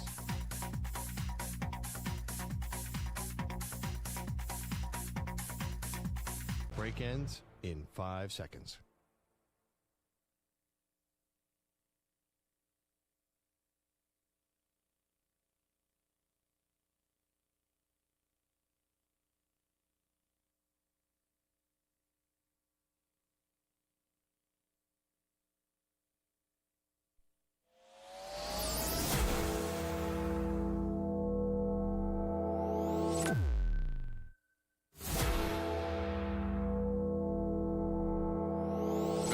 Infinity and beyond. He's live. He's nationwide. This is the Zach Gelb Show. Hour number 2 of our radio program. It is the Zach Gelb Show on the Infinity Sports Network. Since we just tried some elote on the air, I am now very self-conscious because I'm talking into the camera and I'm looking into the camera and I feel as if there's a lot of corn in my teeth. You know, I've been using those flossing picks, right? Because you go to the dentist, they go, everyone, you should floss a little bit more. You should floss every day. I'm not a floss every day type of guy. I take good care of my teeth, but flossing every day is a lot. So, I said, all right, I'll get those little flossing sticks, and I'll try to start flossing every day. I should have brought them into this studio because now I got all the corn just stuck in my teeth, or I just feel like it's stuck in my teeth. And now I'm going to sit here and try to talk into the microphone and look into the camera. And I know it's sometimes a frightening sight to begin with, but I hope when I'm talking, you don't see any of the elote on me and maybe some of the corn inside of, my teeth. But I'll tell you, Stu, you have a bit of a beard. You were scratching that beard. Did you get any corn stuck in that beard? I don't think so. I don't. I'm more worried about the sauce than the corn itself. Yeah. But you were lost in the sauce. Yeah, I think I'm all right. But who knows? Samson, can I ask you a question? When you were a kid, can I just give you my scouting report on you as a kid? Uh-oh. When you ate food, I feel like you wore the food more than you ate it. Is that true? As a kid or now? Both, but yeah. I was being nice. No, my wife, Susan, always gives me a hard time. You can't get nice shirts, right? You ruin them instantly. Forget about nice shirts. Carpets, tables, couches. Yeah. Food is everywhere. I haven't had a major spill in a while, but I bought a brand new carpeting about like a year ago, right? For the living room, just got nice rug, big rug in the living room, and I lit a candle. And I blow out the candle, and there was a lot of wax, and I forgot the candle was on the table. And I had a bunch of people over. It was to watch football or something like that. So I wanted to light a candle afterwards, and then I blew out the candle, and I forgot the candle was on the table. So I started cleaning up my apartment, and I forgot the candle was on the table. And the wax just shot out of the candle and all over to the brand new carpeting. Ugh, that was the last time I had a major, just crazy spillage. I'll tell you one story. Involves Hickey. Hickey and I were at, I think it was a draft. I think it was the same draft where Mike Leach was holding court. And we went out to this restaurant in Vegas, and it was trying to be a Paris kind of feel restaurant where they had the Eiffel Tower and all that stuff outside of it. And I'd been to this restaurant on my brother-in-law's bachelor party, circa 2019, let me say. And they serve great steak frites. And I also remember them. They have a great baguette, too, that they serve you right away. One of those restaurants where they charge you for the baguette, but I don't mind paying for the baguette if it's that good. But then they had escargot. And I just remember the escargot being phenomenal. And I went to this restaurant with Dan Silverman, who works behind the scenes at Westwood One, Ryan Hickey, and yours truly. Now, Dan eats like a 3-year-old anyway. The two of those guys. Oh, Dan is worse than Hickey. Dan only likes Heinz ketchup. Have you heard his Heinz ketchup restaurant story? Yes. You need to refresh my memory. But we went to a restaurant once, and they had non-Heinz ketchup, and we said, you have to try it. And he basically threw up because it wasn't Heinz ketchup. What's the story, though? This story was they offered him like some gourmet ketchup that they make in-house. Mm-hmm. He wouldn't try it. He left, went across the street, got Heinz ketchup from a convenience store, and brought it back in. And they almost kicked him out. We were at the restaurant where he basically threw up. Yeah. We went out with all the guys at Westwood when it wasn't Heinz ketchup. Yeah. So he bought ketchup from across the street because it wasn't Heinz ketchup. And he brought Heinz ketchup. Yeah. So Silverman would not try the escargot. Hickey wouldn't try the escargot. And we're having a few drinks. And I'm sitting there. You know how Mike Leach was reading the kids the book? I'm sitting there as if I'm the parent. Chugga, chugga, chugga, chugga, chugga, chugga, chugga, chugga, choo, choo. Come on, little Ryan, eat the escargot. Come on, Dan, eat the escargot. And these are small gentlemen, right? Like Dan Silverman's not a large guy. Hickey's tall, but he's not a large guy. So I thought I could bully them. I thought I could intimidate them. I thought I could force them to eat escargot. Neither of them wouldn't. So Silverman sits there like an adult. He goes, I'm just not interested in it. Hickey's sitting there. Oh, I can't have the escargot. No. And you know when Hickey talks, what does he do? He flails his arms. His arms go in 9,000 different directions. And that SOB, he hits a glass of water. And it flies right up into the air. And I go, this glass of water, it's either going to crash to the left or the right. Right? The water's in the air, but with the way the glass crashes, you're going to determine where it goes. It falls to the right and goes all over Hickey. All over him. Because he wouldn't try escargot. You know, unless if you're allergic, I don't understand why you wouldn't try some food. For example, did that lotte look good? No. I tried it. I thought it was very good. I'm allergic, or I can't digest mushrooms, and then I also can't digest avocados. So I just can't. They just don't agree with me. I get sick. That sucks. Avocados are I great. used to love guacamole. And I used to like mushrooms on my cheesesteaks. But at some point in high school, I just found out that I couldn't eat that stuff anymore. And the chat, by the way, is going to love me saying that I can't do mushrooms. They're going to absolutely love that. Stu's never going to work with us again. Mushrooms are great. Yeah. But I just don't understand, unless if you're allergic to something, why you wouldn't try something. And I said, have you ever had snail before? And Hickey goes, no. I go, so just try it. And at least Silverman said, I actually give Silverman credit because he said, I tried it once now that it's coming back to me. It's all coming back to me. It's all coming back. Silverman at least said, I tried it once. I don't like it. Okay, I can at least respect that. Hickey was being a little 3-year-old. Anyway, it is time for overreaction, proper reaction on a Tuesday. It is the Zach Gelb Show. Stu, give me my music. Another football week is complete, which means it's another week to freak out about your favorite team. Which takes are truly crazy. But sometimes a game can be so bad, it's almost good. You know what I'm saying? No. And which are so crazy, they might be right. He's 6'5", he's 245 pounds. He's probably a Popeye's biscuit away from being a tight end. Zach lets you know in this week's edition of Overreaction or Proper Reaction. That Popeye's biscuit away from being a tight end is one of my favorite things that any former football player ever said. That's the great Booger McFarland, by the way. You know what I had for the first time in forever? I haven't had this in about 6 or 7 years. And I think Santa's going to be appalled by it as a New Yorker. What do you think I had 2 weeks ago? It's 2 weeks ago, I'm pretty sure. Some kind of pizza chain. Domino's. Yep. Wow. Now, you know what? I wasn't in New York. I'm not going to kill you. I was at a wedding, and for the after party, they ordered pies of Domino's, and I was a little hangry from all the drinking we did at the wedding, and I had some Domino's. I never thought I would ever have Domino's again. College, I was a big Domino's guy. That's why I was so fat. But, man, I forgot what Domino's taste. I don't love Domino's, but it's good drunk pizza. It's for a drunk pizza, you got to lower your standards. Most of the good places are shut down. Domino's drunk pizza, I'm good with that. That's a proper reaction. What do you got, Stu?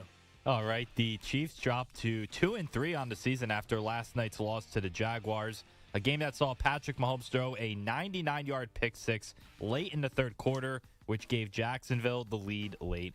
Mahomes just had one touchdown pass in the game, and that's his fourth such game this year, and the two-time MVP has just 8 games with 3 or more touchdowns in his last 44 games dating back to 2023.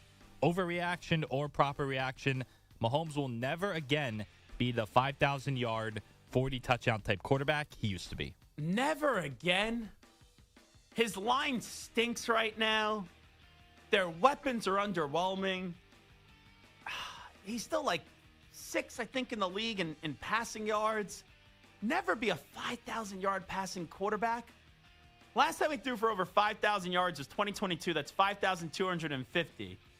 I just don't think he has to. But he'll never be again the 5,000-yard, 40-touchdown type quarterback he used to be. So is that saying he'll never do either? That's how I'm going to answer this one. I think it's both, because he was like both in the same season.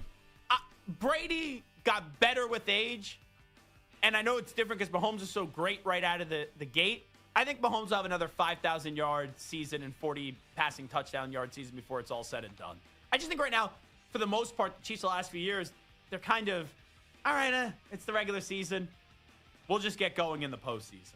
So Mahomes will never again be the 5,000-yard, 40 touchdown type quarterback he used to be. I'm going overreaction there. All right, after starting 3-0, the Chargers have lost 2 straight, both to the NFC East, first to the Giants and then the Commanders. Worse yet for Harbaugh's team is that they lost starting running back Najee Harris for the season with an Achilles injury, and now they are placing second-round pick Amarian Hampton on the IR, meaning he will miss the next 4 games. Overreaction or proper reaction, the Chargers will miss the playoffs. I'm going to say that's an overreaction, and here's why. Yeah, they're banged up right now, but from October 12th to November 30th, so that is through Thanksgiving, here are their opponents. At the Dolphins, easy. Colts, now tough. Vikings, solid. At Tennessee, easy. Pittsburgh, solid. Jacksonville, solid. Bye week, Raiders. Now, they're not going to win all those games. But when your best opponents are the Colts, the Vikings, the Steelers, and the Jaguars, it's not as if it's impossible. And you get some cupcakes in there. Sorry, Stu. Raiders, the Dolphins, the Tennessee Titans. So I think really their season is going to be on the line from week 6 to week 13. And that's 1, 2, 3, 4, 5, 6, 7 games. Why can't they go 5-2? Is that crazy? And if they go 5-2, they're sitting there with 8 wins. Now, if they only get 4 victories, then they're sitting there with 7 wins. But I think that's a manageable stretch. And then they end the season, Eagles, Chiefs, tough. But who knows what the Chiefs are going to be? Cowboys, Texans, Denver. So it does pick up, yeah. You know, they got to go get 5 wins. They got to get 5 wins in these next 7 games. I think they'll be able to still make the playoffs. So the Chargers missed the playoffs. Not ready to go there yet. I'm going to say that's an overreaction. The Cowboys improved to 2-1 after smacking Samter's Jets. But a video circulating on social media appears to show Jerry Can I ask Jones. a question? Can I give you the finger on YouTube? I'm sure that's frowned upon with the company. Yeah. I feel like you... But there's no... Like, if I just flipped you off, Samter... Yeah, I think it's fine. I mean, people curse on YouTube all the time. Yeah. It's not bleeped It's out. probably fine for the... Yeah, like you said, fine on YouTube. And Since our company's name is associated with the YouTube page, Right. I will not do that. But that's always... I think it's... If we don't like people around here, just start flipping them off. You know? Just start flipping them off. I think it's a healthy practice.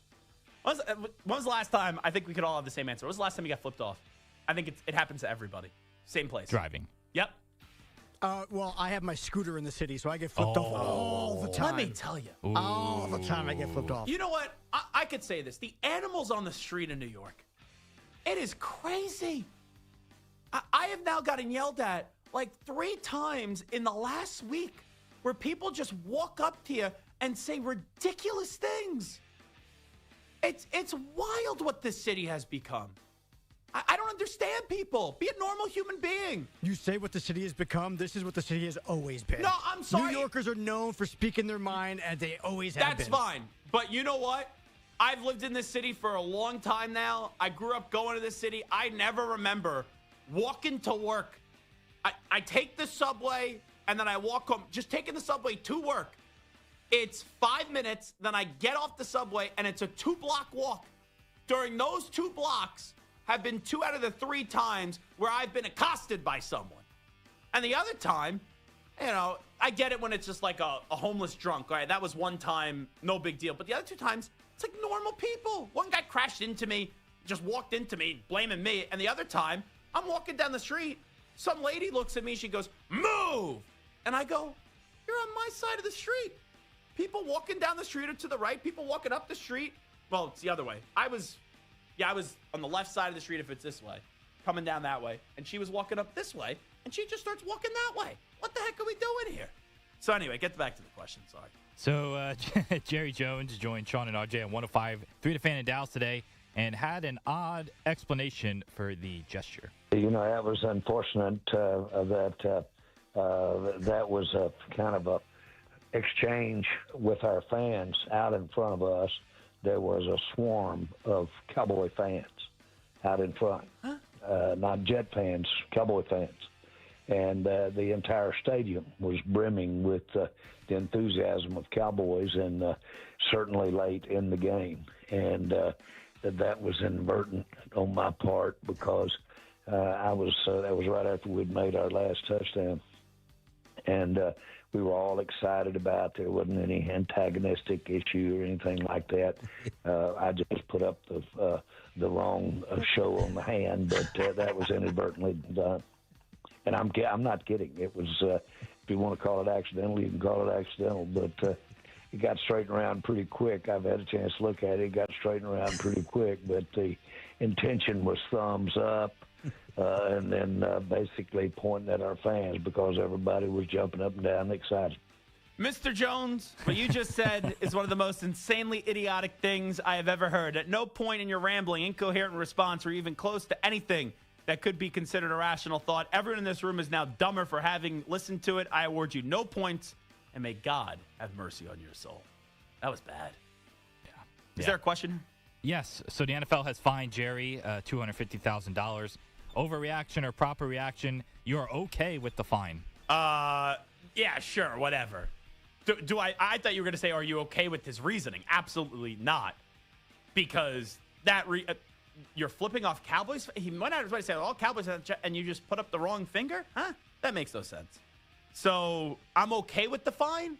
Sure. Proper reaction. Do I really care that he flipped people off? No. At least he's not throwing drinks on people like David Tepper did. But just flipping off a fan, whatever.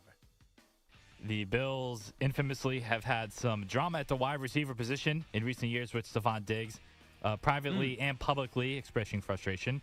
Well, Diggs is now with your Pats, but apparently the wide receiver issues are continuing in Buffalo, as Sean McDermott said that they benched Keon Coleman for the first series on Sunday. He's not getting that Hellcat from Deion Dawkins. For disciplinary reasons, and the second such benching in 2 years for the former Florida State star. Was there a specific reason why Keon Coleman did not play in the first offensive series? Yeah, discipline. Yeah. Head coach discipline. Thing throughout the week? Yes. All right, overreaction or proper reaction. You still believe Coleman can be a number one wide receiver in the NFL? He's been disappointing. You see the potential with his big body and the way that he can catch the football, but I've seen no consistency so far. So I still believe that he could be a number one wide receiver in the NFL. I'm going overreaction. After Amari DeMarcado's inexcusable mistake on Sunday, dropping the ball before the goal line and sparking the Titans' comeback. And almost killed Samter. It certainly did. Former tight end Greg Olsen had a harsh solution for players who make the same error. I don't know why guys have the need to drop the ball. If I was a head coach, I'd be like, if you don't run with the ball to the sideline and keep it tucked until you get, I'm just going to cut you. And you're just not going to play for me. Can you put in the contract, if you drop the ball, you agree it's $1 million fine, $1 million cash. Yep. Nobody would do it. I guarantee you, if people signed a contract in their thing, 0 people would do it. 0. Yeah, I mean, there's probably a lot of ways that you could do it. I mean, everyone says, oh, cut him, but then it's like, well, what happens if it's Derrick Henry? Not that I think he would do it, but like, I think the bigger part, and you can call me old-fashioned, and they're so excited to score because they have some crazy end zone dance. They have the celebration planned, and they spend so much time during the week thinking through, if I score, what am I going to do? And they're in such a rush to get to it. Like, run through the end zone, pat your teammates on the helmet, run to the sideline, get your high fives, and go try to win the game. That sound courtesy of Wake Up Barstool. Overreaction or proper reaction, you like Olsen's idea of making players hold on to the ball after scoring and bringing it back to the sideline? It's fine. I like personality from the players. Just make sure you're in the end zone first. All right? It's that simple. So I'm going to go overreaction there. And then there were two. The Browns, they had 4 potential starting quarterbacks in training camp before trading Kenny Pickett to the Raiders and now dealing Flacco to the Bengals. That leaves Dylan Gabriel and Shador on the roster, though our buddy Anthony Lima tweeted. Samter's buddy. Yeah, Samter's buddy for sure. He tweeted, quote, 4 will play this year, end quote, referencing Deshaun Watson. Oy. Overreaction or proper reaction. Deshaun Watson will start for the Browns when he is healthy. Is he ever going to be healthy? I don't think he's playing again for Cleveland. I think they're done with him, so I'm going overreaction. Oklahoma, they are up to number 6 in the polls despite missing quarterback John Mateer with an injury. However, with the Red River rivalry coming up this weekend against Texas, reports say Mateer is responding well to the surgery and is pushing to play this weekend. Overreaction or proper reaction, as big as this game is, it would be a mistake for the Sooners to rush Mateer back. I would not rush him back. If they clear him and he's actually healthy, that's a different story, but I would give him another week. You're undefeated right now. You're 5-0. Texas is not playing all that well. You should be able to beat them with Hawkins Jr. anyway. And then after that, you have South Carolina, Ole Miss, Tennessee, Alabama, Missouri, LSU. You need him to be fully healthy for those last, 5 games of the season when it's Ole Miss, Tennessee, Alabama, Missouri, and LSU. This game, it's always big, but Texas is not that good right now, so I think you could win it without him. So the question is, as big as this game is, it would be a mistake for the Sooners to rush Mateer back. Absolutely, that's a proper reaction. All right, the coach on the other sideline of that game is Steve Sarkisian, and he is facing plenty of pressure himself after another ugly loss. However, he is starting to sound a bit like your guy James Franklin. Oh, this is terrible.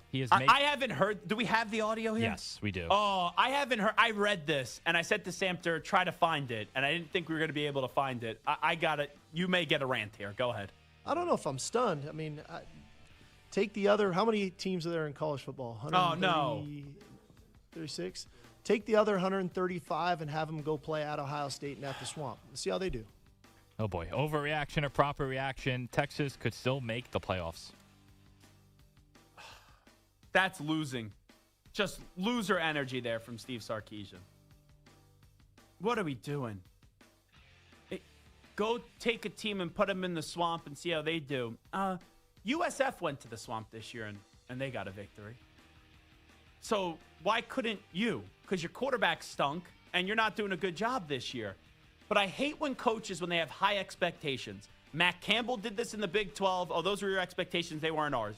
James Franklin does this all the time whenever he drops a big game. 99% of the other schools across the country would love to be us, right? They're jealous of us. But you're you. Steve Sarkisian, you're you. You've been in the last 2 college football playoffs. You won the Big 12 2 years ago. You were in the SEC championship game last year. You were one of the final 4 teams remaining the last 2 years. This is supposed to be a year where you go compete and actually go win a national championship, and you already have 2 damn losses. And you just made Florida actually look good, which, a newsflash here, they're not. So don't sit there and go, 135, 136 other teams. I like to see what they do up against Ohio State. I like to see what they do up against Florida in the Swamp. You're Texas. Start acting like it. Start acting like it. Stop with this James Franklin loser mentality that you're adopting. And you're better than that, Sark. You were bringing Texas back. Now you look like a fool. Yeah, I'm out on them. Texas is not making the playoff this year, and it's easy to be out on them now when you ask me the question because they're not even in the top 25. Just shut up. You're making it worse. You are making it worse when you act that way. So Texas could still make the playoffs? That's an overreaction. All right, last one here. Coach Prime has had a multitude of health issues over the past few years, losing a couple of toes in the process. Now Prime announced that's that not nice. I know that's a fact, but just the way that you said it, I don't know. That felt a little weird to me, but go ahead. Now Prime has announced that he has more blood clots in his leg and will be going in for surgery today. I'm having a procedure today. Prayerfully, I'll be right back tomorrow because I don't miss practice. I don't plan on doing such, but it is what it is, and we found what we found. We knew what it was. So, and it's not like I'm doing something. I got a lot of well wishes of people talking about, you need to slow down. You need to, if they could break it. It has nothing to do with me working in the level that I'm trying to compete at. It's hereditary. It is what it is. It's nothing that I could have done. Prime just turned 58 and is signed through 2029 in Boulder. Overreaction or proper reaction, Coach Prime will leave the Buffaloes before his contract expires. Well, first and foremost, nothing but good health and good wishes to Coach Prime and hope everything is all right. But to answer your question, yeah, I think he'll leave the Buffaloes before that contract expires. Proper reaction. Whether it's because he doesn't want to do it anymore, whether it's because of health, or there could be a bigger job that does come calling. It is the Zach Gelb Show right here on the Infinity Sports Network. When we come on back, I've identified 5 realistic names that could replace James Franklin in Happy Valley. You're in a 5-minute break.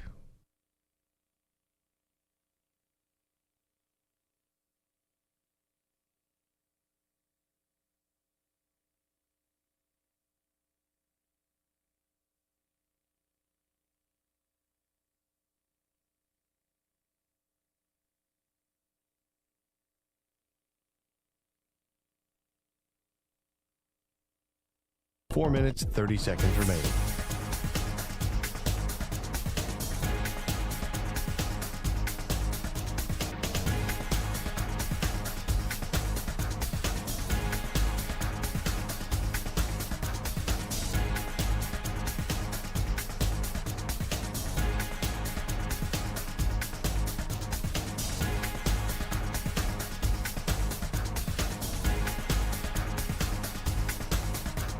Four minutes remaining.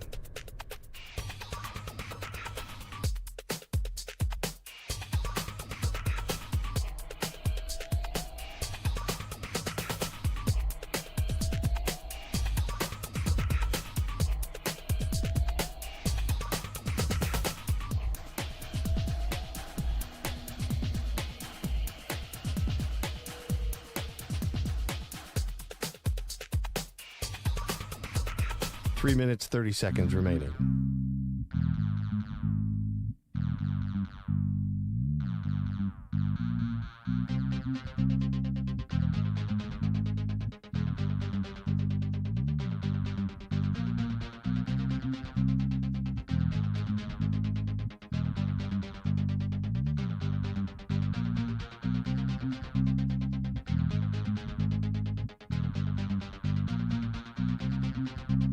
Three minutes remaining.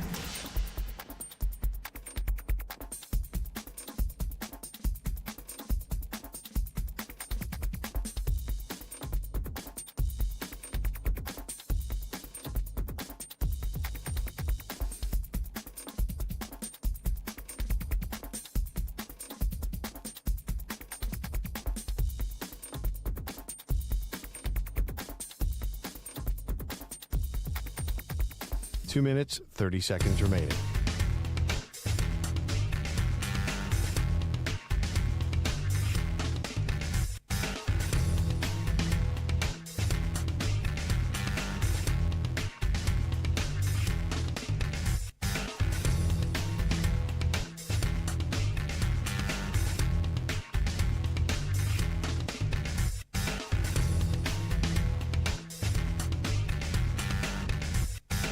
Two minutes remaining.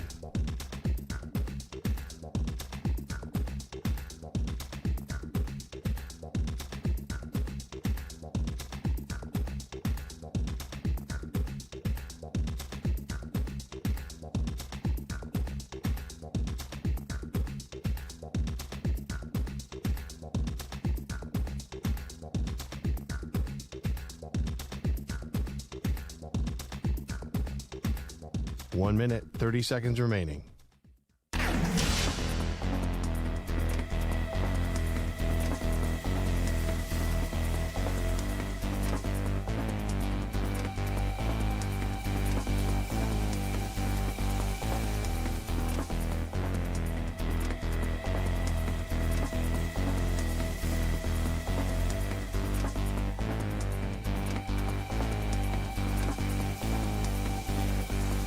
One minute remaining.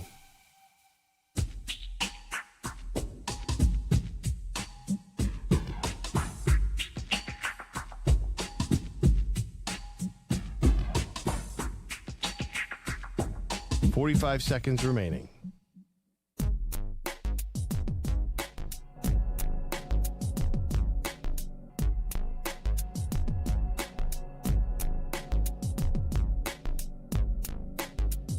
.30 seconds remaining.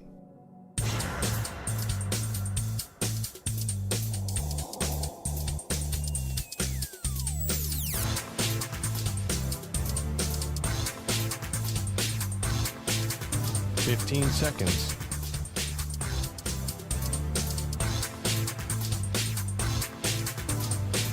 Break ends in 5 seconds.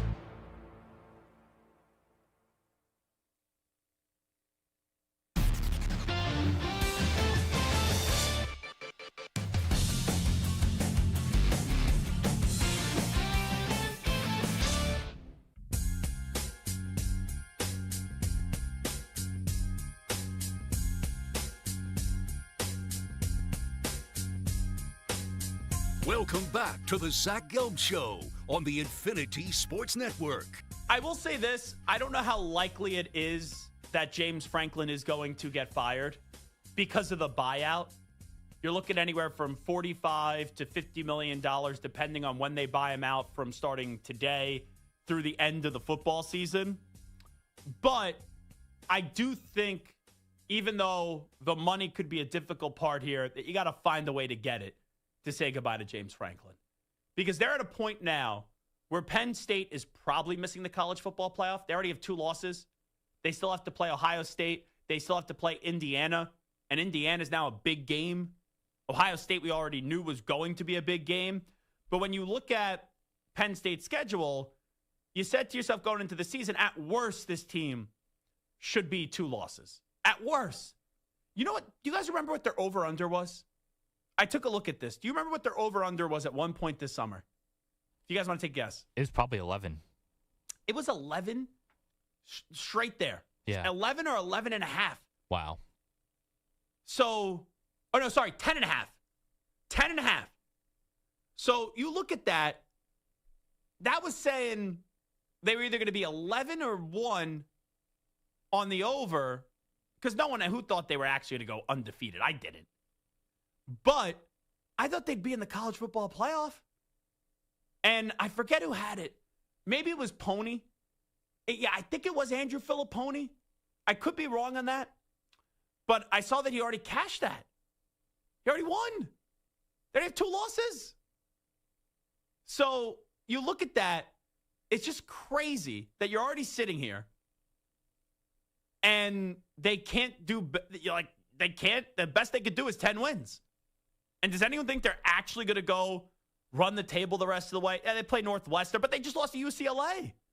They still have to play Iowa, and Iowa's no joke, even though they're not a good football team.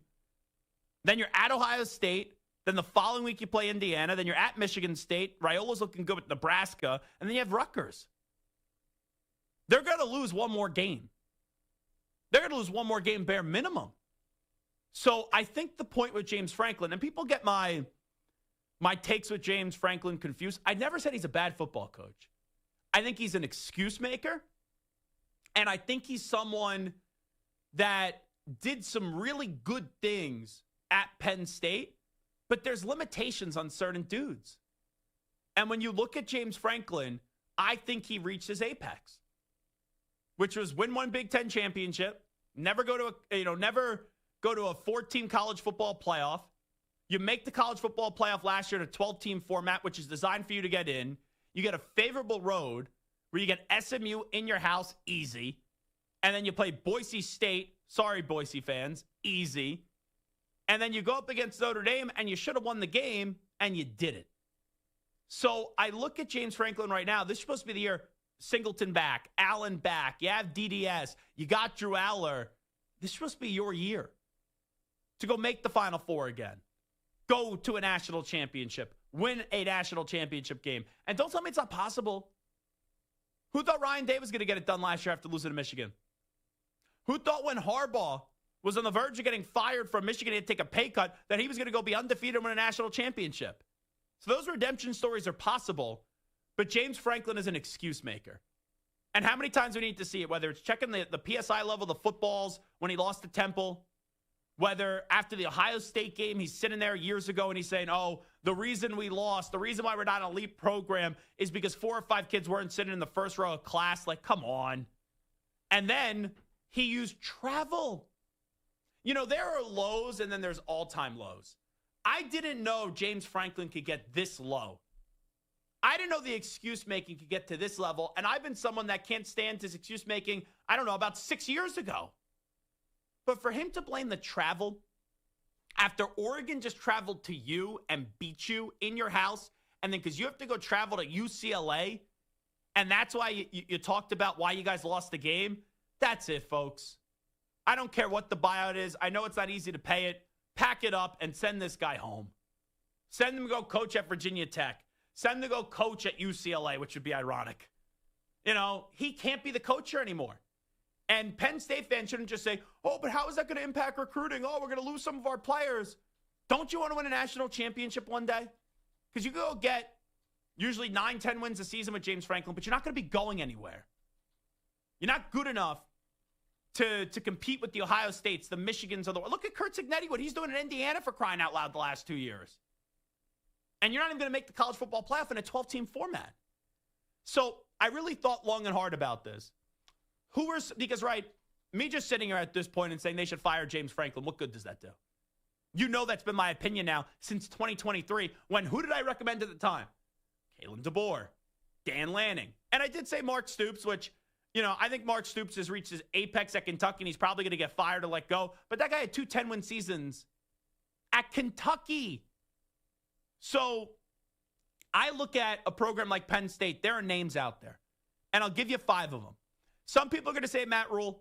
I know Matt Rule and Pat Kraft are very close. I don't think Matt Rule, if the job is open up and they're going to have a new head coach for 2026, I don't think that's a possibility. I don't think it's likely because Matt's at Nebraska right now. I think Matt really does like Nebraska. I think he's trying to turn them around. I don't think he's ready to leave Nebraska yet. this is a conversation 3-4 years from now, then I think it's a different topic of conversation. But timing is everything. But I know people are going to throw Matt Rule's names out there. Even Will Compton's freaking out that they may lose their head football coach. I don't think that's going to happen. So I identified 4 current college football head coaches and then 1 coordinator. Here are my 4 current coaches, and you can't tell me Penn State's not a better job than the one that they have right now.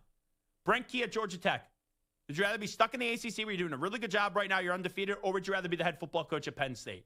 I'd rather be the head football coach at Penn State. Kenny Dillingham, you just made the college football playoff at Arizona State.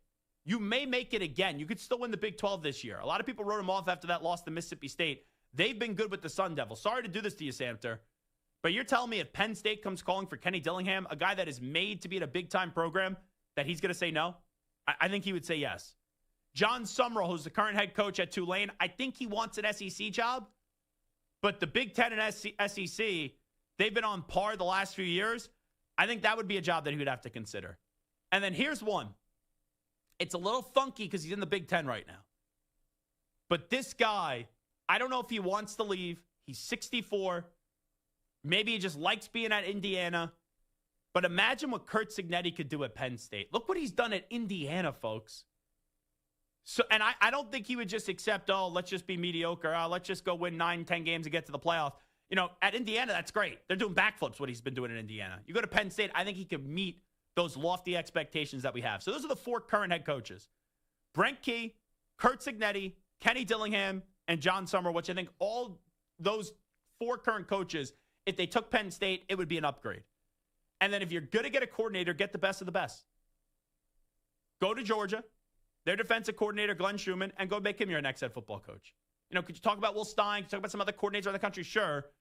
But I gave you 4 head coaches, 4 active head coaches, and then also a highly regarded young defensive coordinator in Glenn Schumann. So Brent Key, Curt Cignetti, Kenny Dillingham, Glenn Schumann, and John Summerall, that would be my target list, and those would be some of those suggestions that I would have if you think, and I do, that Penn State should move off of James Franklin. 888-710-4ISN, 888-710-4476. Let's get an update in. Here's the Ackman, Rich Ackerman. Infinity Sports Network Sports Flash. And it's sponsored by Progressive Commercial Insurance, protecting your business vehicles 24/7. See if you can save at progressivecommercial.com. Yesterday, Zach Taylor said the Bengals were evaluating their quarterback options. Today, they have another, reportedly acquiring Joe Flacco and a 6th-rounder from the Browns for a 5th-round pick. The Chargers have reportedly sent safety Alohi Gilman to the Ravens for Odafe Owe, and also free agent C.J. Gardner-Johnson is joining the Ravens practice squad.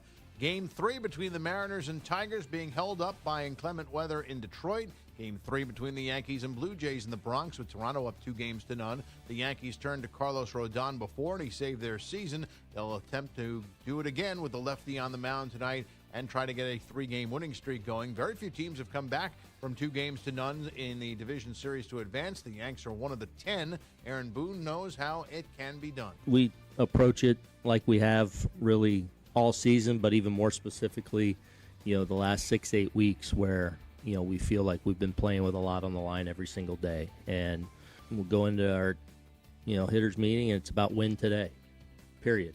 Shane Bieber will start for the Blue Jays. I'm Rich Ackerman. Hey, like us on Facebook. Our handle is INF Sportsnet. That's INF Sportsnet for our Facebook page. This is the Infinity Sports Network.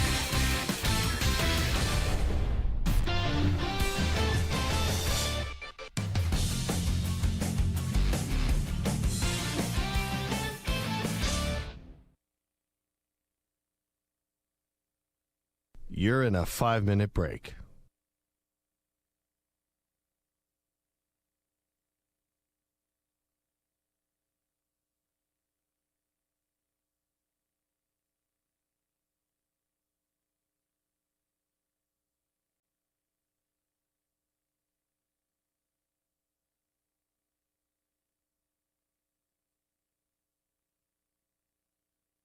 Four minutes, 30 seconds remaining.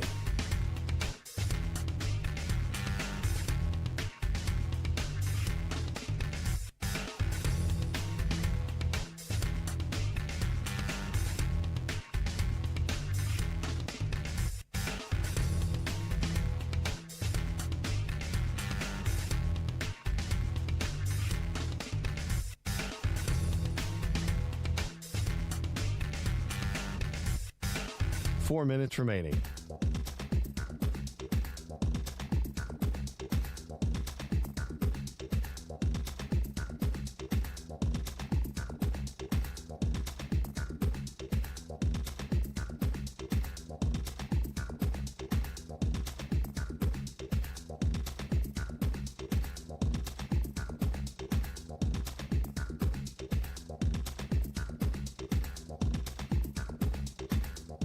Three minutes, 30 seconds remaining.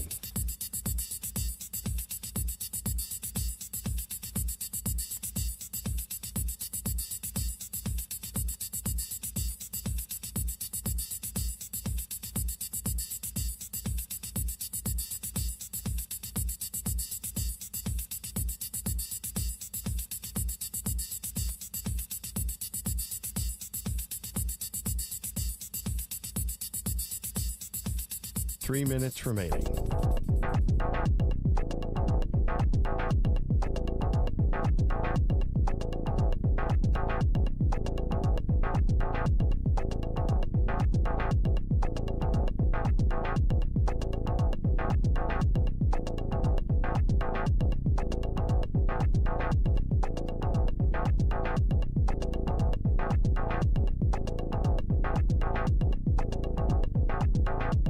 Two minutes, 30 seconds remaining.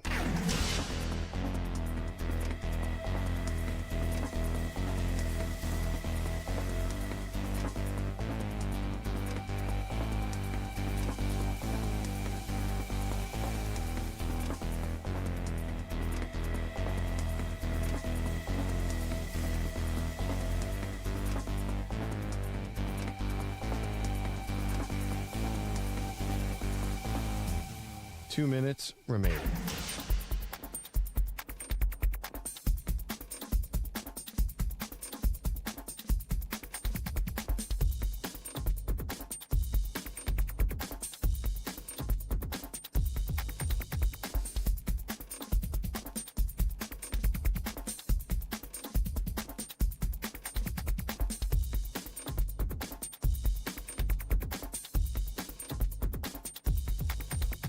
1 minute, 30 seconds remaining.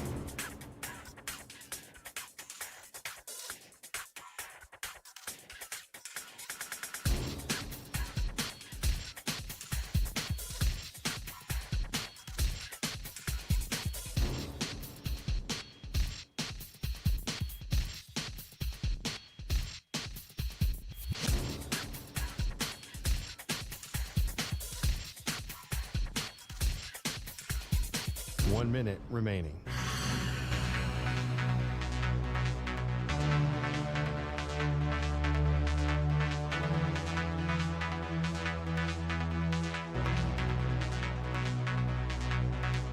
Forty-five seconds remaining.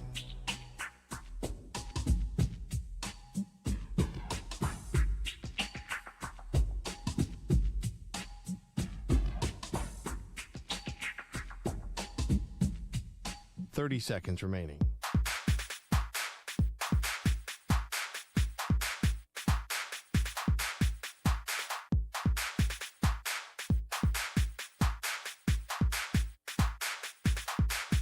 Fifteen seconds.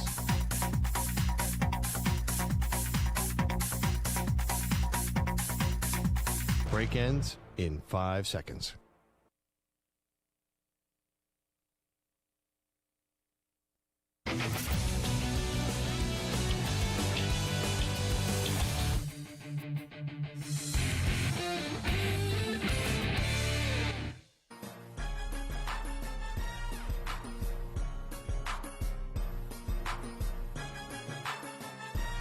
Welcome back to the Zach Gelb Show on the Infinity Sports Network. This portion of the show is brought to you by Ethos Life, the easy way to get life insurance in 10 minutes, up to $2 million in coverage with no medical exam, just a few health questions. Get your free quote at checkethos.com. Not available in all states. 888-710-4ISN, 888-710-4476. Christian Hackenberg going to join us coming up 15 minutes from now. Let's go to Nashville, though. First, Jay is next up on the Zach Gelb Show. Jay, good afternoon. What's shaking, my man? Hey, what's going on, my man? I really called in about the whole James Franklin thing, but did I just hear the Cleveland Browns traded Joe Flacco?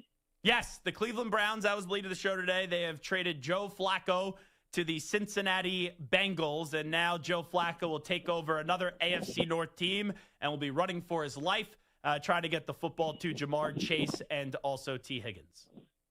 Man, you guys are going to be knee-deep in Shador now. I can hear it now. This is going to get crazy. Well, there's a big take on Shador there. Now you would think he's quarterback 2, and he's either one hit away from Dillon Gabriel from getting on in, or if Dillon Gabriel doesn't play well, which he did play well up against the Vikings, then there's going to be calls for a Shador. But, yeah, he does get closer. He was a lot closer to the field today than he was yesterday. I'm telling you right now, Dan Gabriel, you better watch his back going out to the parking lot because he should do it for crazy fans.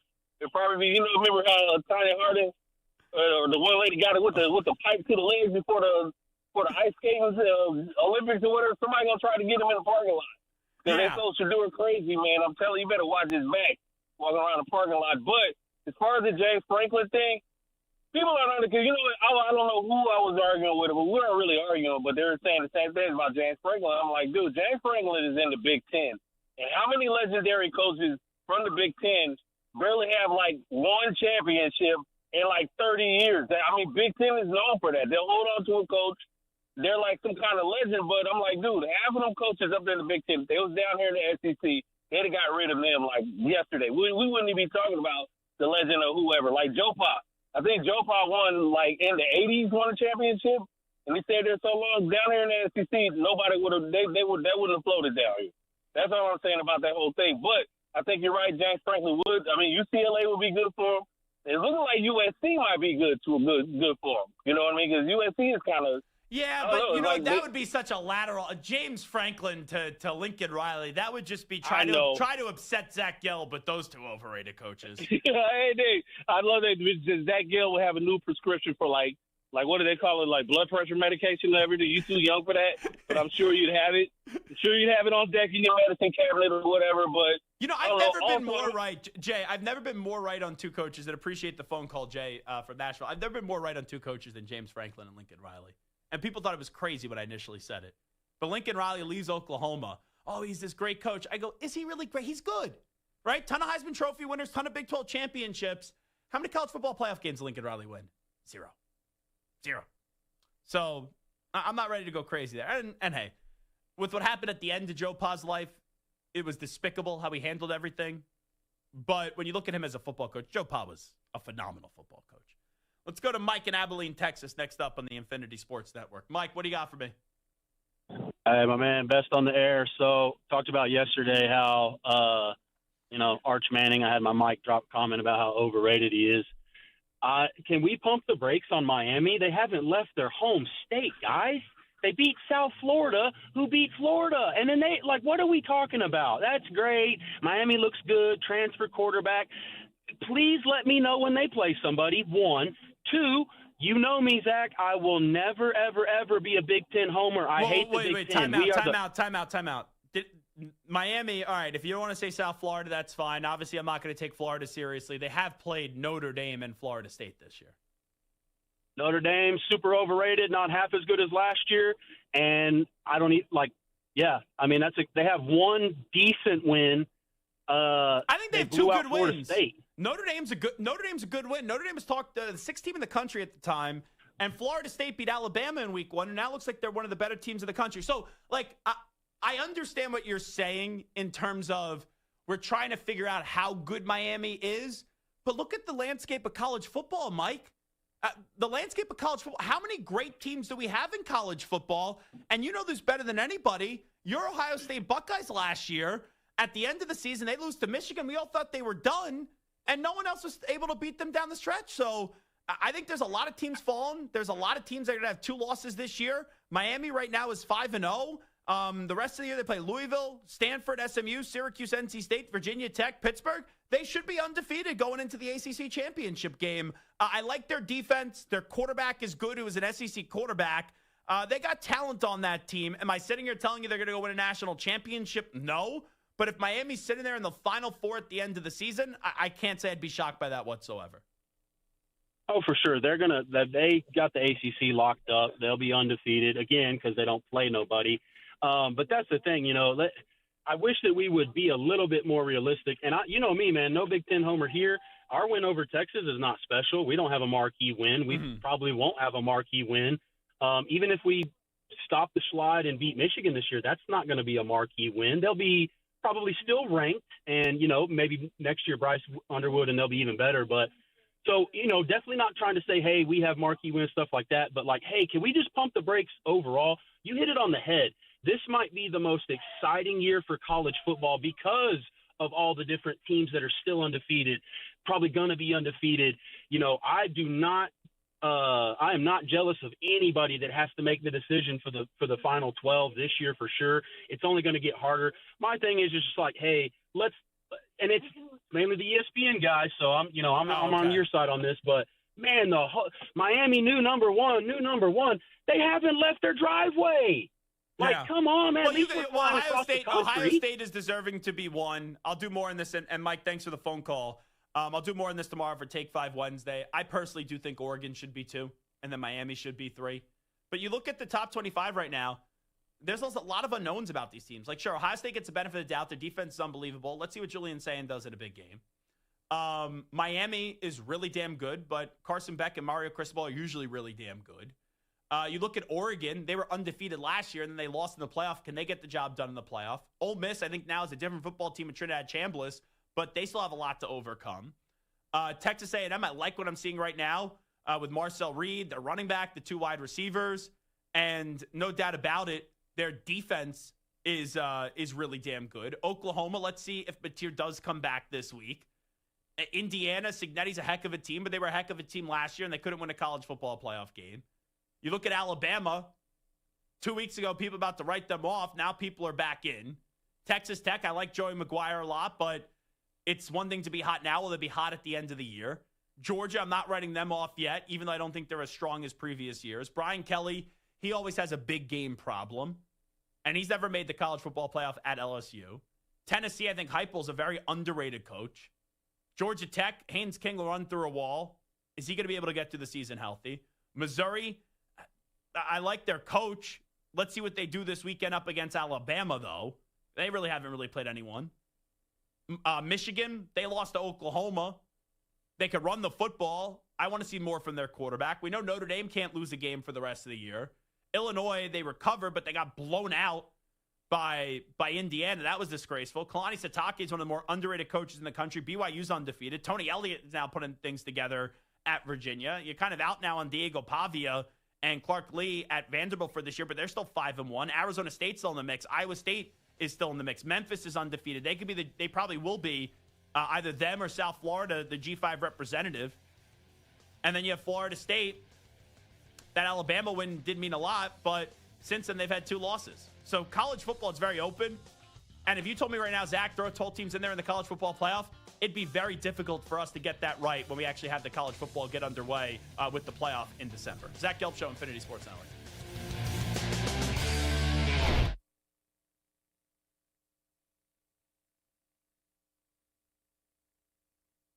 You're in a 5-minute break.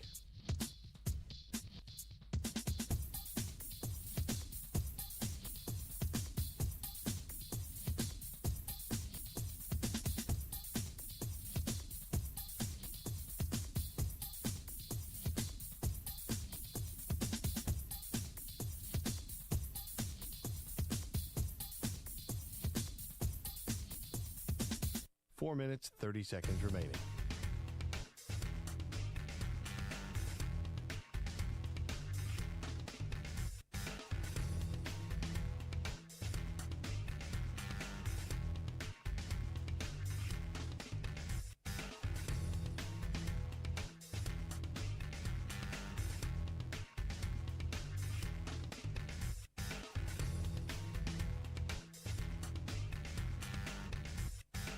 Four minutes remaining.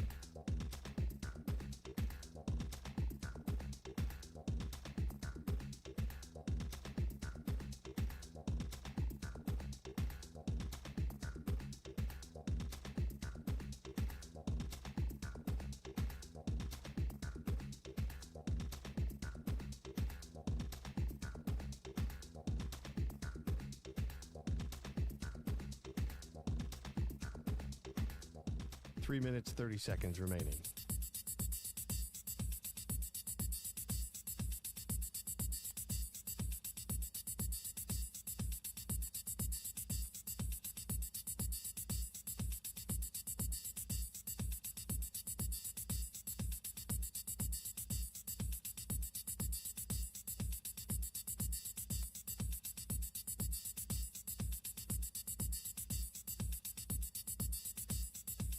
Three minutes remaining.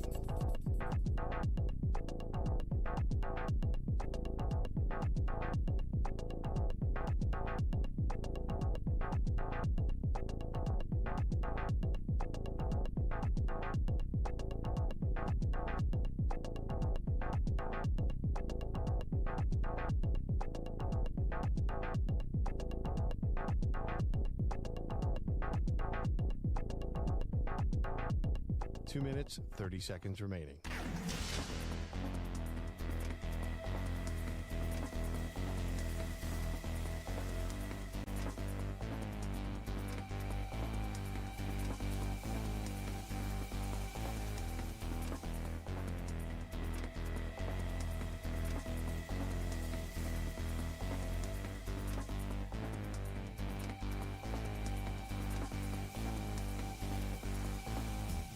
Two minutes remaining.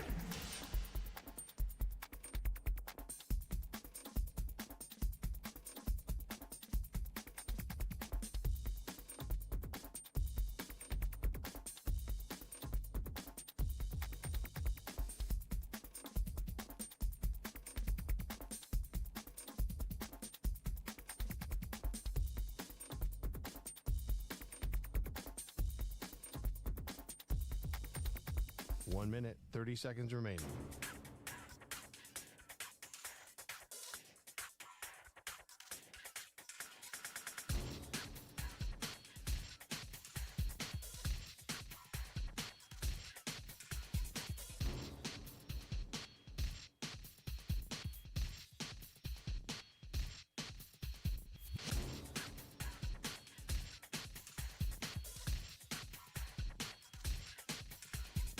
One minute remaining.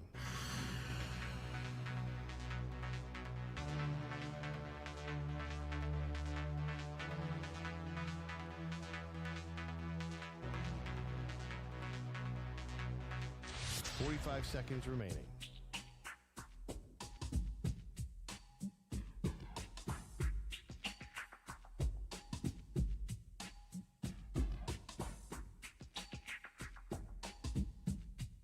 Thirty seconds remaining.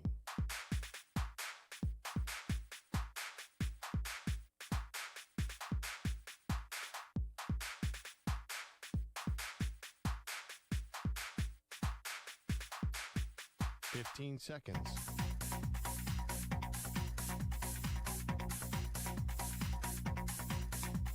Break ends in 5 seconds.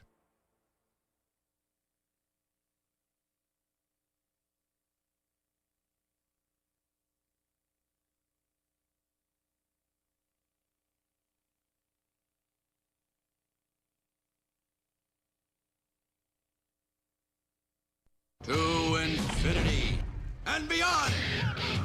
He's live. He's nationwide. This is the Zach Gelb Show.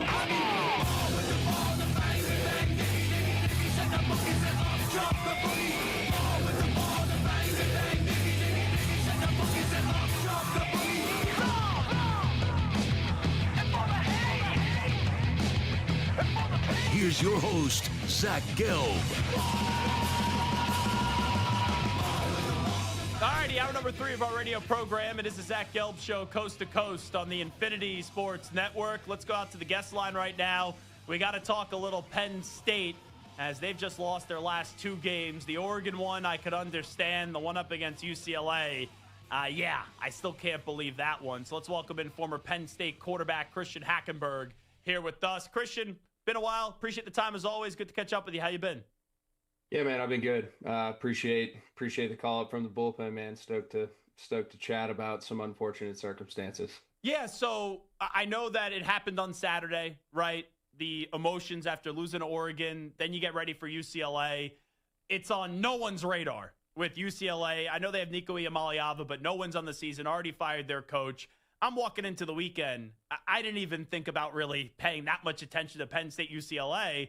And then I'm thoroughly watching it because UCLA is right out of the gate and they have this big lead. With how the game ended and with them now losing, having to process it the last few days, just how do you react to what happened to your school?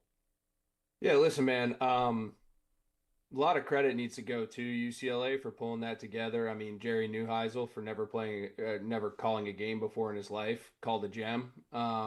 Nico played his tail off. But at the same token, you get punched in the mouth early there. They stole a possession with the onside kick, another great game plan. But a team that's desperate is going to do those types of things. And what I think disappointed me the most was the inability to kind of calm down from that point on. Talk about the roster depth they have there. Coach Franklin was obviously very excited about alignment and getting Knowles. It is a very talented roster, point blank period. But the inability for them to really settle things down once it got off the rails and get back control of the game was not good. When I look at James Franklin, this is why I've been very critical of him. It's not that he just can't win the big game, but when he doesn't win the big game, he makes a lot of excuses. And when he's doing his press conference the other day, and he just throws in the travel part of it, when Oregon just came to you and beat you, so you have to go out to UCLA, and that's a reason why you lose in your mind to a winless team, that's something to me. I just can't understand when he loses why he goes to that level. Yeah, I mean, I will say I thought that he did a good job of, or at least from what I've seen in the past, owning it. But to your point, those little excuses weren't there. And I said it from the beginning of the year, there's not going to be many that are going to be viable. He's had some ones where you maybe could have said, okay, yeah, all right, that's fair. NIL, you got to get your facilities, whatever it may be. But I think that was part of the move from the athletic department starting this season with what they thought they had coming back, being able to go get Knowles, Coach K coming off what was relatively a good year, considering that they really only had one offensive threat in Tyler Warren last year outside of the backfield. I don't get it either, brother. But, for me, like I said, at least to give him a little bit of kudos, he did own it more than I've ever seen. And when I played for him. So that was at least a step forward in that direction. Christian Hackenberg here with us. Are you done with him? Do you think at the end of this year, assuming they don't go to the college football playoff, that Penn State needs to move on from James Franklin as their head football coach? Yeah, listen, man. I think it's gotten to that point now where they back themselves into a corner, and I think it's not whether I'm done with them or whether whoever else is done with them. I think it's more so the fact that the noise is getting almost it's forcing some people's hands, and I think the reality of the situation is, and I know Penn State fans don't want to hear this. They went out like they got a shot. You know what I mean? It's just not easy to win out. They had a lot. They had a lot going for them from the schedule. Had a bye week before Oregon. Didn't expect this one. Have a bye week before Ohio State. In November got a little bit more spooky with Indiana playing really well and Nebraska playing well. But you got both those games at home. But they have to win out now. There's no ifs, ands, or buts about it. And if that doesn't happen, I'd hate to be Pat Kraft because he's going to have to make some decisions and figure something out. Yeah, and I know I'll hear from some Penn State fans as Christian Hackenberg is here with us. Oh, the buyout is so big. James Franklin's done a good job. Is someone going to be able to go in and win a national championship? And there's some people where there is resistance. I think a lot of other people are saying, okay, I just think James has reached his apex in Happy Valley. But instead of just saying, hey, I'm Zach Gelb, I think James Franklin should be fired, I think you also have to come with some names. So, I was sitting down last night and I was thinking to myself, who could replace him? And I thought about a Kurt Signetti. I thought about a Kenny Dillingham, John Sumrall, Brent Key, just some names of some active coaches that I think are realistic for them to get. And then maybe even the Georgia defensive coordinator and Glenn Schumann if you want to go with the coach that doesn't have head coaching experience, that's a young hotshot coordinator. So I do think there are names out there that it could be the right time, and I do think it is the right time to reset and bring someone else in there to see if they could advance this ball from the 10-yard line out, because Penn State has been a really good program. They've been knocking on the door of becoming great, but under Franklin, it just seems as if this guy has done everything that he can, and it's not going to get that much better. Yeah, there's definitely names. I think you got to be careful though, and I think it can't be risky. It has to be calculated. And one of the things that I thought about is with the transfer portal, you look at what Cignetti did over to Indiana, the turnaround time wasn't much. He brought 30-40% of his roster from JMU, guys he trusted who could come and play. Now, a little bit of a different, that's apples to oranges comparing where Indiana was and where Penn State is at this point. But I think if the move was made, you gotta try to get somebody that's got a really good quarterback right now that can bring them with them. With Drew leaving, you're going to have the departure of that nucleus that everybody was so excited about. So you're going to have somebody who can come in and fix it quick, because the expectation isn't going to shift. And the leash is only getting shorter, and the timeline to build that program culturally how you want it's getting shorter. But fortunately, you have tools at your disposal to be able to expedite that process. So if it did happen, like I said, I mean, call me crazy, but I think Ruley's a guy who's just been sitting there waiting for that. Hometown kid, played there. There's a few others, but it's just one of those things. I think you really need to find a home run hire and really think about it. It can't be knee jerk. Yeah, and obviously Matt Rule and Pat Kraft, I know that relationship. They're very close. I just don't know if he's ready to leave Nebraska yet. And they have something good right now, or building there right now. I just don't know if he'd be ready, even though, right, you went to high school in that area and he went to college there. That could be a tough one to turn away. But I don't think he's ready to leave Nebraska yet. That's why I didn't say him. Yeah. No, I mean, that's totally fair. But, you never know. You never know those conversations behind closed doors. Yeah, 100%. Christian Hackenberg is here with us. All right, let's get to the quarterback. Obviously, he made a mistake up against Notre Dame, made a mistake up against Oregon at the end. You know what it's like to play quarterback at Penn State. I'm not blaming the loss on Saturday solely on him. It was a complete and utter team no-show right out of the gate. But your evaluation now, year 3 in, of Drew Aller as a starting quarterback.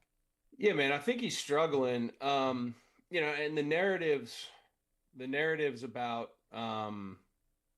him and what's around him, I think, are a little bit tough. I think you really have to look at the skill set that he has and how Andy Kaltenecki's offense is married up into this point, and it's looked really slow. And I think, maybe say it's this injection of new toys. You got 3 receivers that had almost 3,000 yards last year cumulatively and have been relatively non-existent. Like, they didn't just come to Penn State and get worse. Like, they didn't just become bad players. They're not playing confident for whatever reason. And I think that's where Drew struggled, because realistically speaking, I mean, I said this, might be an unpopular. He played his tail off against UCLA. Played his tail off in the back half of the game against Oregon. I mean, he started terrible, but played his tail off and fought, and I can at least respect that, But when you only get 3 cracks at it in the first half against UCLA, that's tough. And then, he hasn't made the easy plays that he's usually making. And then, hasn't quite cashed in on the bigger shots. And that's a combination of him and also, how they're calling it. I think the most frustrating thing is just with the offensive line they have on paper, big physical offensive line, with the running backs they have. I've been more frustrated with the fact that they haven't just lined up and just simplified it and played matchup football, because you're good enough to do that against probably 90% of the country. And then the other 10%, you got to scheme some stuff up. But it's just, the offense is way too gimmicky, too much motion for me. And I think that's probably messing with him a little bit too. I said, I got to get that guy a still picture and let him operate, especially now that he's got 4 or 5 guys that can get open and win, as opposed to just Tyler Warren last year. Christian Hackenberg here with us. Not just to Drew, but also you look at Arch Manning with all those expectations. Yeah. And there's a mental side. And there's a mental side to playing quarterback. And you could just see it sometimes when Drew speaks to the media right now. There's sometimes that blank stare where he's frustrated and he knows it's just not going his way. Arch Manning so far doesn't look ready for the moment. As a quarterback, how do you kind of fight through those things to not let it really eat you alive and potentially derail your career? Yeah, I mean, that's the most important part, man. As a guy where I think that side of my experience got me, was not being able to get over that hump. It's tough, man. You can be as physically and mentally tough as you think, but when you're in these types of circumstances and the amount of pressure. And I mean, hell, I can't even imagine with the money thrown into it now. You know, the type of expectations is becoming much more like, because you know what, and sorry to cut you off, I'll let you continue, but the money does change a factor in the way that we evaluate it. Because I think for a while, when I would talk about college kids, I would still view them as college kids and maybe hold off as the way I would criticize a pro athlete. Now with them making money, I do think it opens the door for people to just more easily criticize college athletes. Yeah, for sure, man. And when you see some of these programs that are going out as much as they have been, you know, just begging the fan bases for money, it's the easy excuse. It's the easiest dot to connect, right? And you know, I think that's definitely a big element. You know, me and a bunch of my buddies were just talking since that game against UCLA, and we just almost want to be in that locker room just to see how much different it is. Like even just from player to player, and you could hone in on guys like that. But, you know, the dark times I had, I was able to just rally with my dudes, you know, drink a couple beers on a Thursday night. Like it was a much different feel, I think, than what it is now. Like these guys are they're pros, and they're going to be evaluated as such. And you just have to grow up faster. And that's like the simple way to put it. You have to grow up faster. You have to be confident in what's around you. And you got to have a good support system, both in the building and outside of it. And we've seen guys overcome those issues. It may be too late for Drew in terms of college at Penn State, how he envisioned it. Arch still has time because he's expected to be back next year. But you know, I remember when Jalen Hurts in the national championship game got benched. And look, that guy just won a Super Bowl MVP last year. So it does happen where guys, it doesn't work the way that they thought it was going to work, and then you go on to have success. Hey, look at Carson Beck so far. He was at Georgia. It was humming. Then last year it got away from him. Everyone kind of wrote him off. He's supposed to be the number 1 overall pick, and now he's undefeated at Miami, and he could be a Heisman Trophy finalist this upcoming year. Playing really, really well, man. It's crazy what sometimes just the right environment will do for you as an athlete. And I think the biggest thing is you can't ever start to doubt your capabilities. And once that creeps in, if you have an unwavering confidence in that, the situation can change. And as long as you get up and keep swinging, you'll have another crack at it. So I hope that's the case for both those cats. Yeah, and then also you have a great Big Ten matchup this weekend. As we wrap it up with Christian Hackenberg, you got Fernando Mendoza with Indiana going up against Dante Moore at Oregon. Dante Moore, another one of those guys, right, was at UCLA, then had to sit for a year at Oregon, learned, and now he could end up being a number 1 overall pick of the draft. He could end up being a Heisman Trophy winner this year. Indiana, Oregon, the 2 quarterbacks and the coaches, Signetti and Lanning. It seems like we're going to have a great one coming up on Saturday afternoon.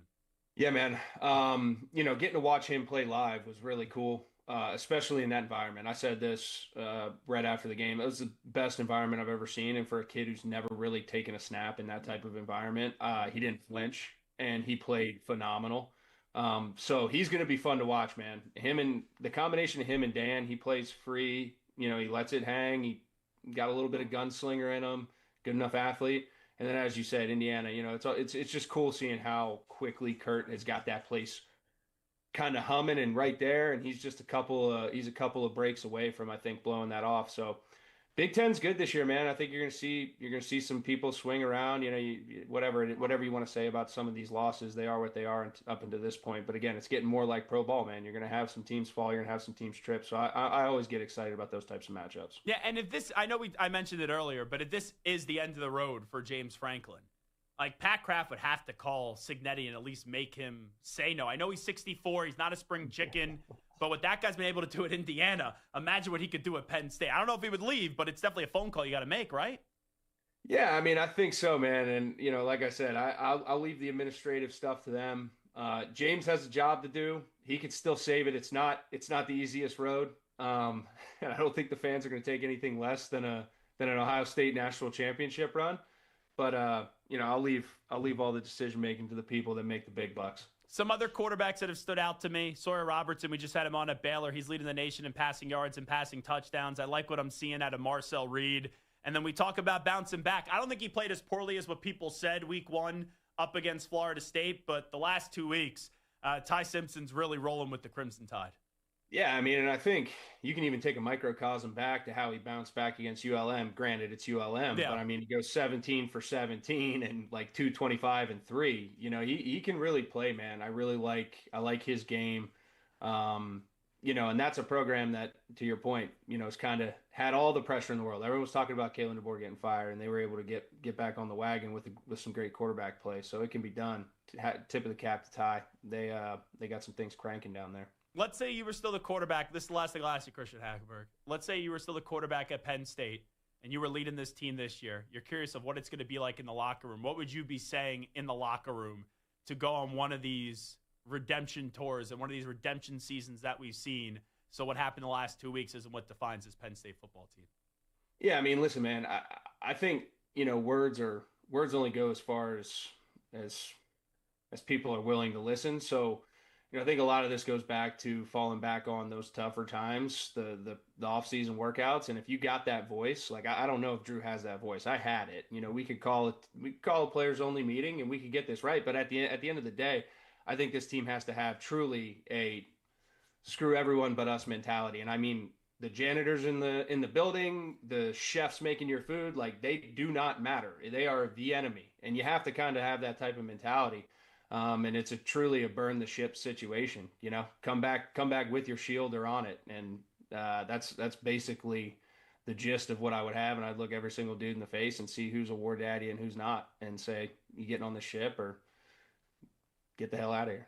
I like how you cleaned it up for us on the radio. Yeah. That is much appreciated. He is Christian Hackenberg, the former Penn State quarterback. I know it's not always easy when the football team isn't playing well to come on and talk about it, but I appreciate you coming on today and giving us your perspective. No, man, it's all good. I appreciate you having me. There you go. Christian Hackenberg joining us on the Zach Gelb Show on the Infinity Sports Network. Some good stuff there. We'll come on back. We'll update you some of the biggest stories in the world of sports with some audio. We'll get to a news brief next. You're in a 5-minute break.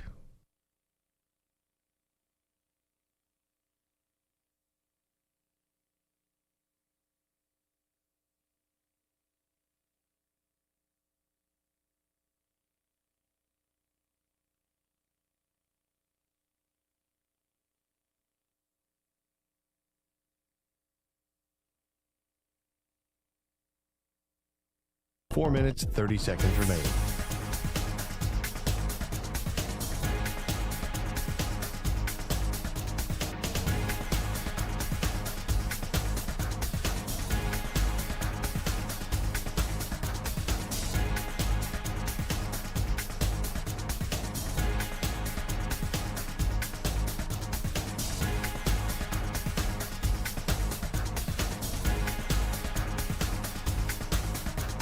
Four minutes remaining.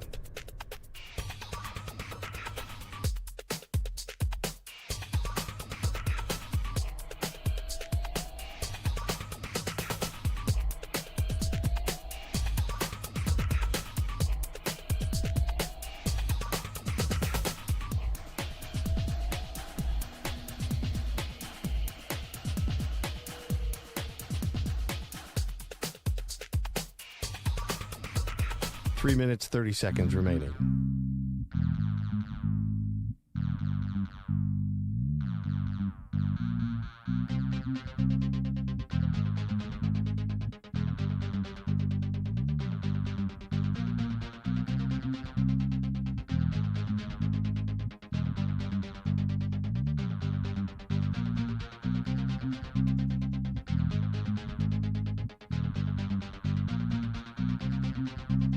Three minutes remaining.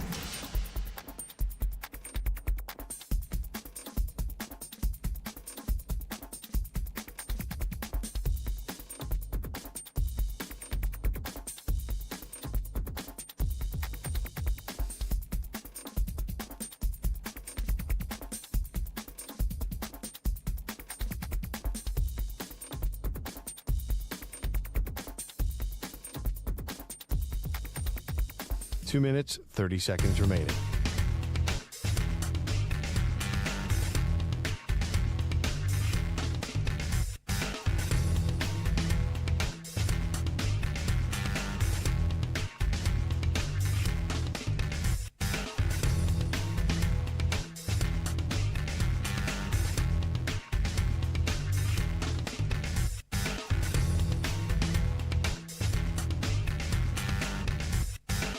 2 minutes remaining.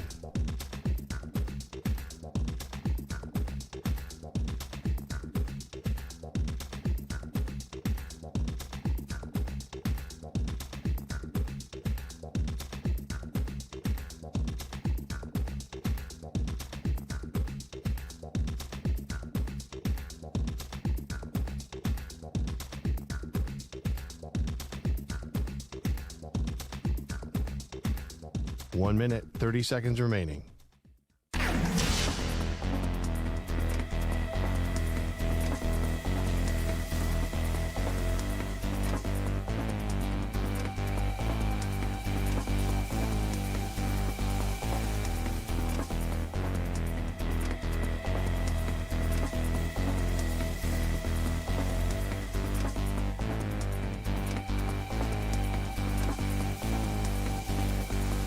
One minute remaining.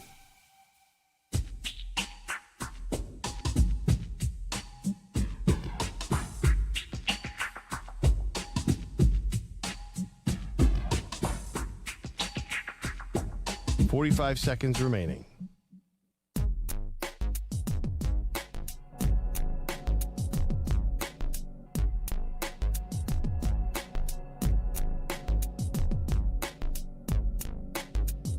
.30 seconds remaining.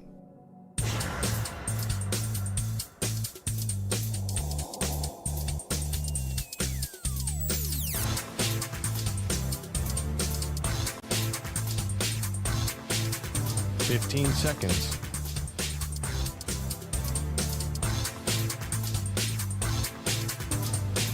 Break ends in 5 seconds.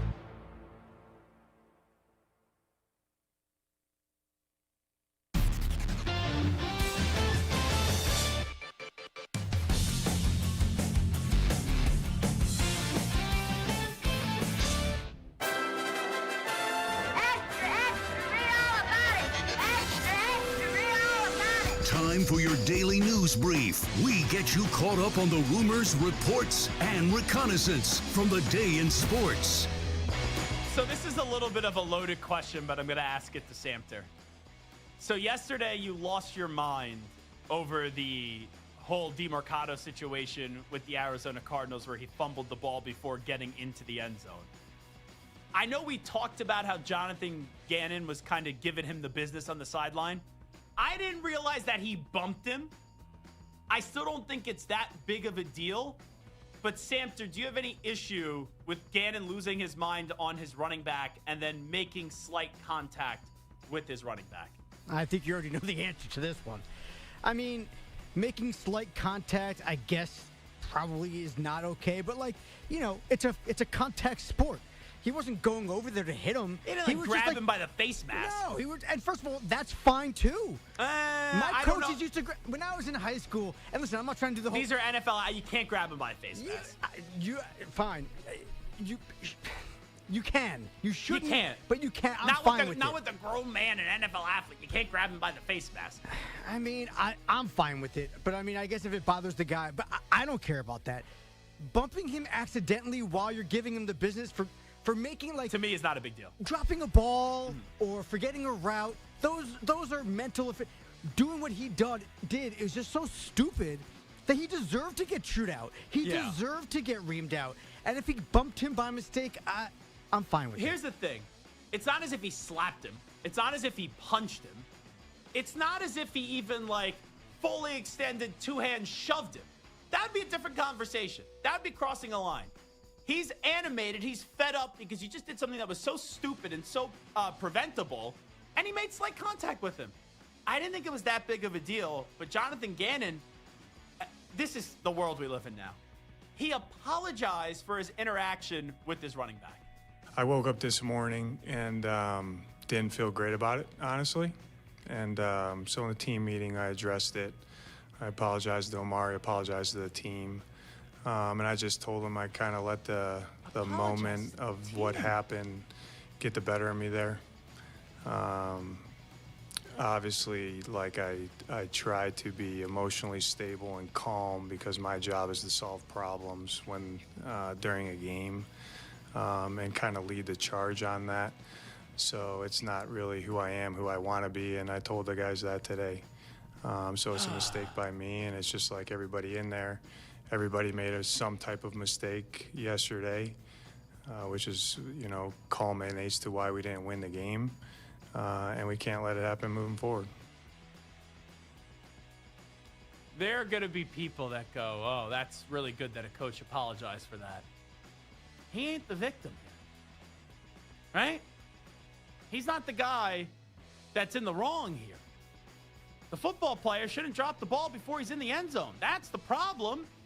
So how should a coach react to that? I don't think he did anything that was egregious. But Jeff Saturday, who was an interim head coach, right? He is a former player. He's on to ESPN right down the street where they moved to. He reacted to what Gannon did, and it's a lot different than what I thought, and definitely a whole lot different than what Sanford thought. He was dead wrong, and he knows it. The coach 100% dead wrong. Take aside the fumble or the dead wrong. You don't put your hands on another man. You can be upset. You can be frustrated. You can say what you got to say to him. You don't put your hands on him. I will say, I felt that was an authentic apology. Like I felt like he meant what he said. I thought about it last night. I blew it. I made a mistake as well. I appreciate him saying that to the team, addressing the team first before he did it through the press. And it happens. I mean, I've had coaches fight. I fought with players. I get it, right? Like, it's an intense game on the sideline. But you don't ever put your hands on somebody on the sideline. He knows it. He apologized for it, but he was dead wrong. In a weird way, I wonder if this derails Jonathan Gannon's coaching career. Not the actual act. I don't think what he did was wrong.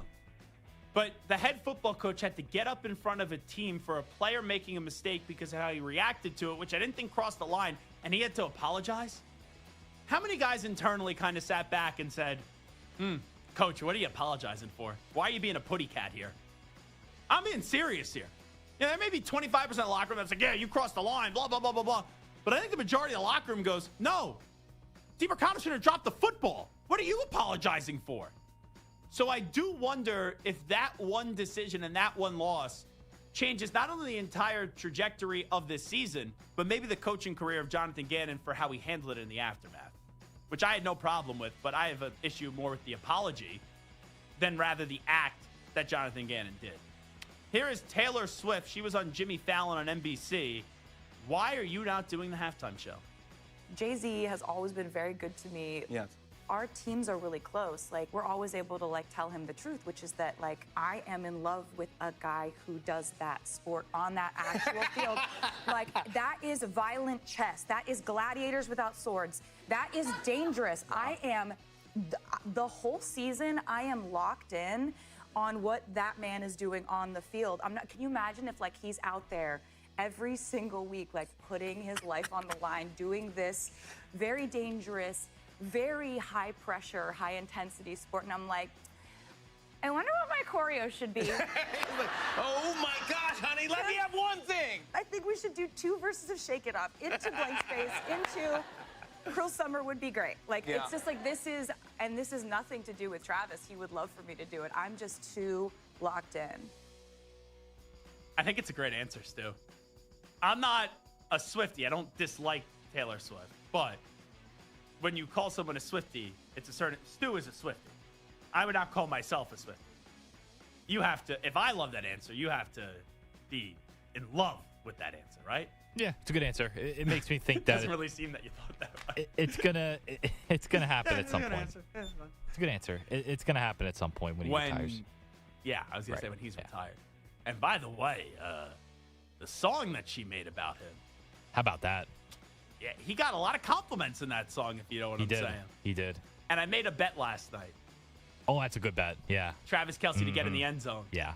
And can I be honest with you? I didn't even think about it. I wasn't even the one to think about it. A certain Swiftie said to me, how does Travis Kelce not get a touchdown tonight? And I said, you're 100% right. So plus 160 last night. Travis Kelce in the end zone. Zach Gelb won some money. Very good. Let's get to Liam Cohen. How about Trevor Lawrence's game-winning touchdown? That is the no, yes! That's what it was, because he fell down, basically got back up, fell back down. Chris Jones is sitting there, twiddling his thumbs, and the next thing you know, Trevor Lawrence is in the end zone, and Duval has a victory. Here's Duval's head coach Liam Cohen on Trevor Lawrence's game-winning touchdown. Yeah, it's a goofy finish, but what a tough moment for him to be able to say, like, he wasn't going to lose. And that's kind of really what it comes down to. He wasn't going to lose, and he made an unbelievable individual effort that hopefully can continue to springboard us. Let's hear Chris Jones, because he was sitting there and watching when he's paid to go make a tackle. Here is Chris Jones on that tackle and Lawrence on the final drive or having any effort. I thought multiple times we had him. We just got to finish. We got to finish. We had multiple guys there that we just got to finish that play. It was a fluke play for him to be able to break that many tackles. But, yeah, I think I put it on us as a defense. We got to finish. Yeah, well, if you want to finish the play, I don't know. How about you move your feet? How about you make an effort? So that's 2 times now when they've lost. Chris Jones, remember, you got into it with Drew Tranquill. And then afterwards, we got to basically have more effort. We got to finish the plays. Well, how about you? You're a great football player. You're a top 5 in terms of that dynasty, a top 5 person of significance from that Chiefs dynasty. You have to make a better effort there. You have to look like you actually care. And it looked as if he didn't last night. Here's Steve Sarkisian on Arch Manning's loss to the Gators. Found out he's a tough dude. He fought his ass off Saturday, and those were not ideal conditions for a quarterback to perform under. Is there a couple throws I'm sure he'd love to have back? Of course. But he stood in there, and he showed a lot of contact courage, taking hits, delivering the ball. There were some really impressive throws in there, and he battled until the very end. And so I think he learned a lot about himself as much as we learned about him, that this guy's got a lot of courage. He's got a lot of toughness. I think he gained a lot of respect from his teammates Saturday, which is a great thing. Does he need to play a little better? Sure. Do we need to play better around him? No question, And so that's the goal for us on that front. This is participation trophy season if I've ever seen some. I get it. This is now a 2-year run with Arch. It's going to be a 2-year investment. This year's not going your way, and you're going to need to get him right for next year. But, Coach, no one wants to hear those things right now. But once again, he's not the coach to serve us. He's the coach to serve Arch. And it only matters what those players in that locker room think of Arch, but Arch has to play better. So LeBron James is teasing this decision part 2. And I thought it was going to be a sponsorship deal. Some people thought, it's going to be a retirement announcement and we're going to get this LeBron James whorefest for an entire year where he's just parading around every city and everyone's throwing in bouquets. This is what LeBron James's decision part 2 actually was. Well, everyone's on pins and needles across the country. You ready to go, LeBron? Where's the powder? Left it at home. LeBron, fans want to know where you're taking your talents this year. What's your decision? In this fall, man, this is tough. In this fall, I'm going to be taking my talents to Hennessy VSOP. VSOP? And this was the conclusion you woke up with this morning? That was the conclusion I woke up with this morning. Money is money. Sponsorships are sponsorships. That sponsorship should be Kraft because that was so cheesy. Oh, my God. That was Stu. You're a Lakers fan.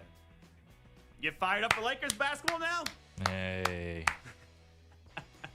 Come on, Stu. I was really hoping it's going to be a retirement tour and this would be the final year of this, but it does not appear yet that we are getting the retirement tour. I get it. Money is money. I'm not going to crush someone for taking more money, but LeBron, you don't need to do that. You're better than that. Here is Patrick Mahomes on his 99-yard pick 6.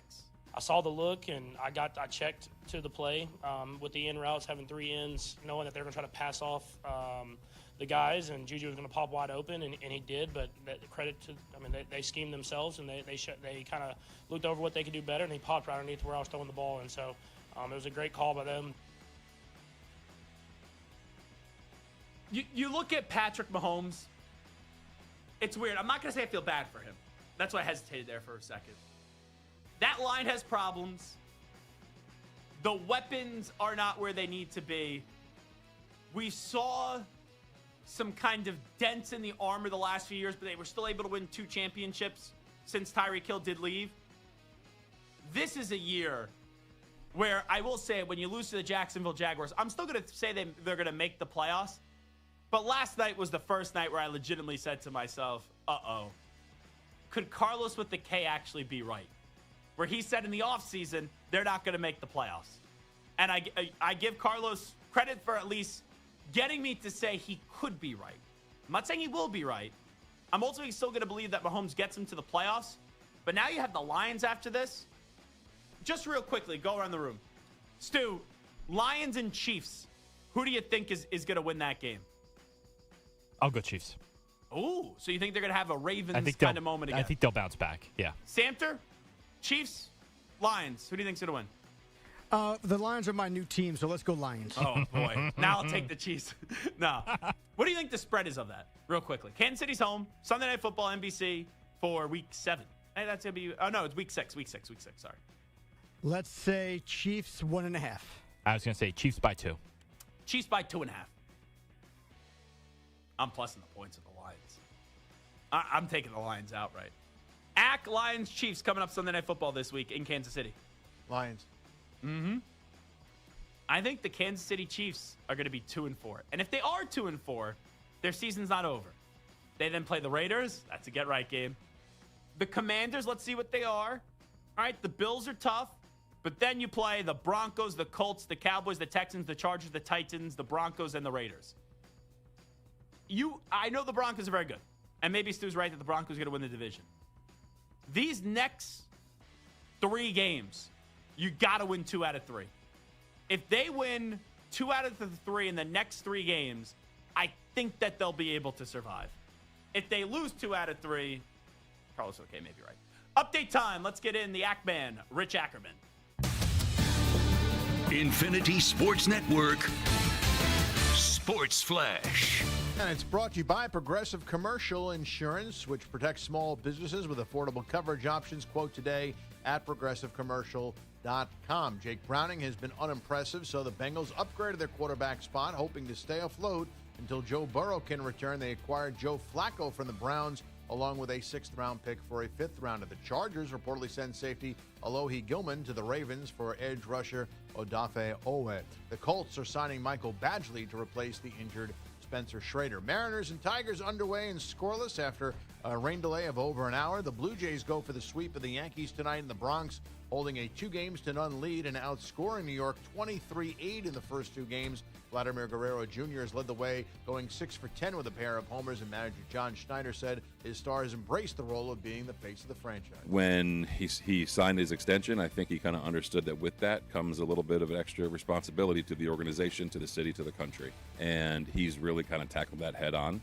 This weekend, it was nice for him and for other guys that have been here in the postseason. Postseason hasn't gone great, for the time they've been here, to kind of have a few moments.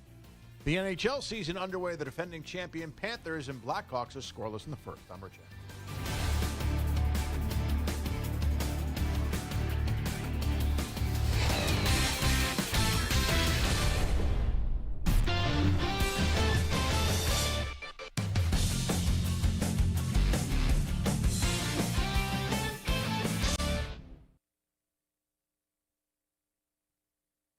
You're in a 5-minute break.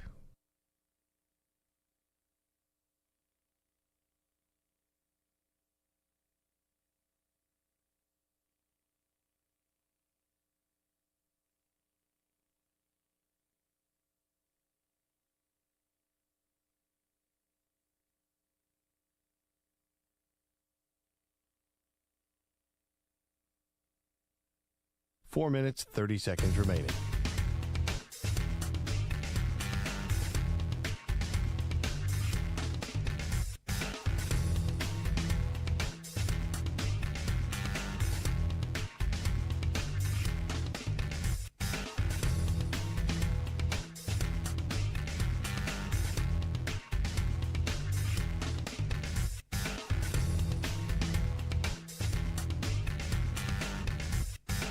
Four minutes remaining.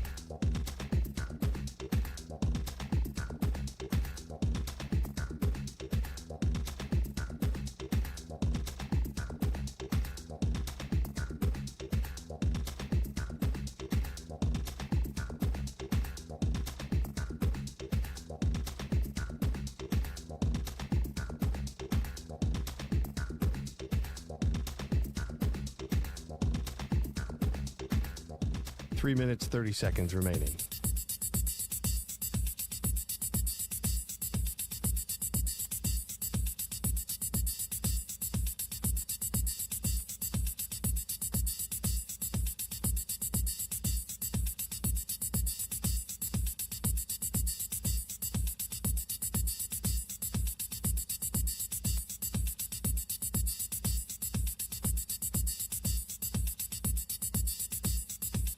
Three minutes remaining.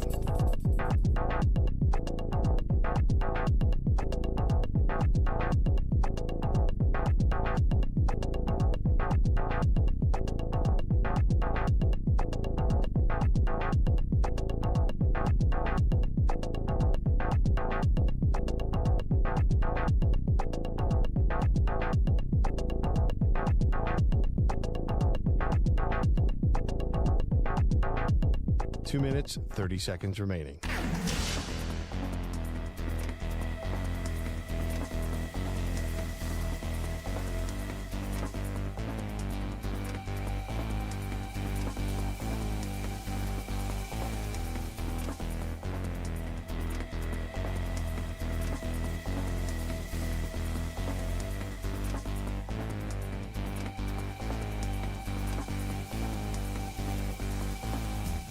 Two minutes remaining.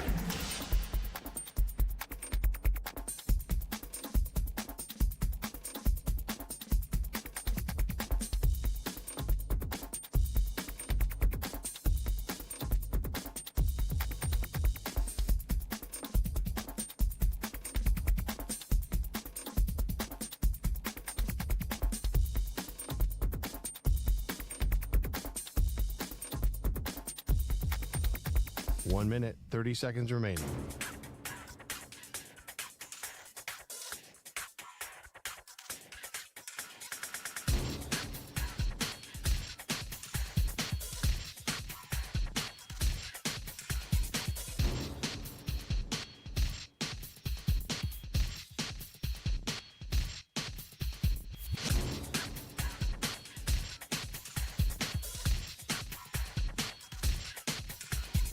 One minute remaining.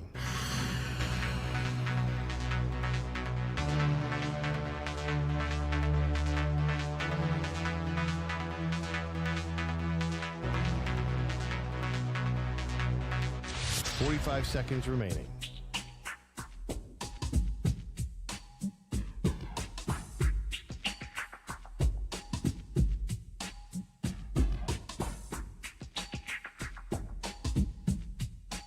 Seconds remaining.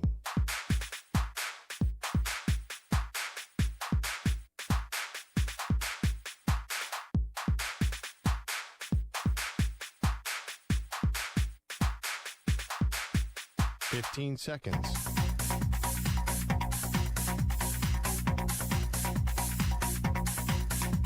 Break ends in 5 seconds.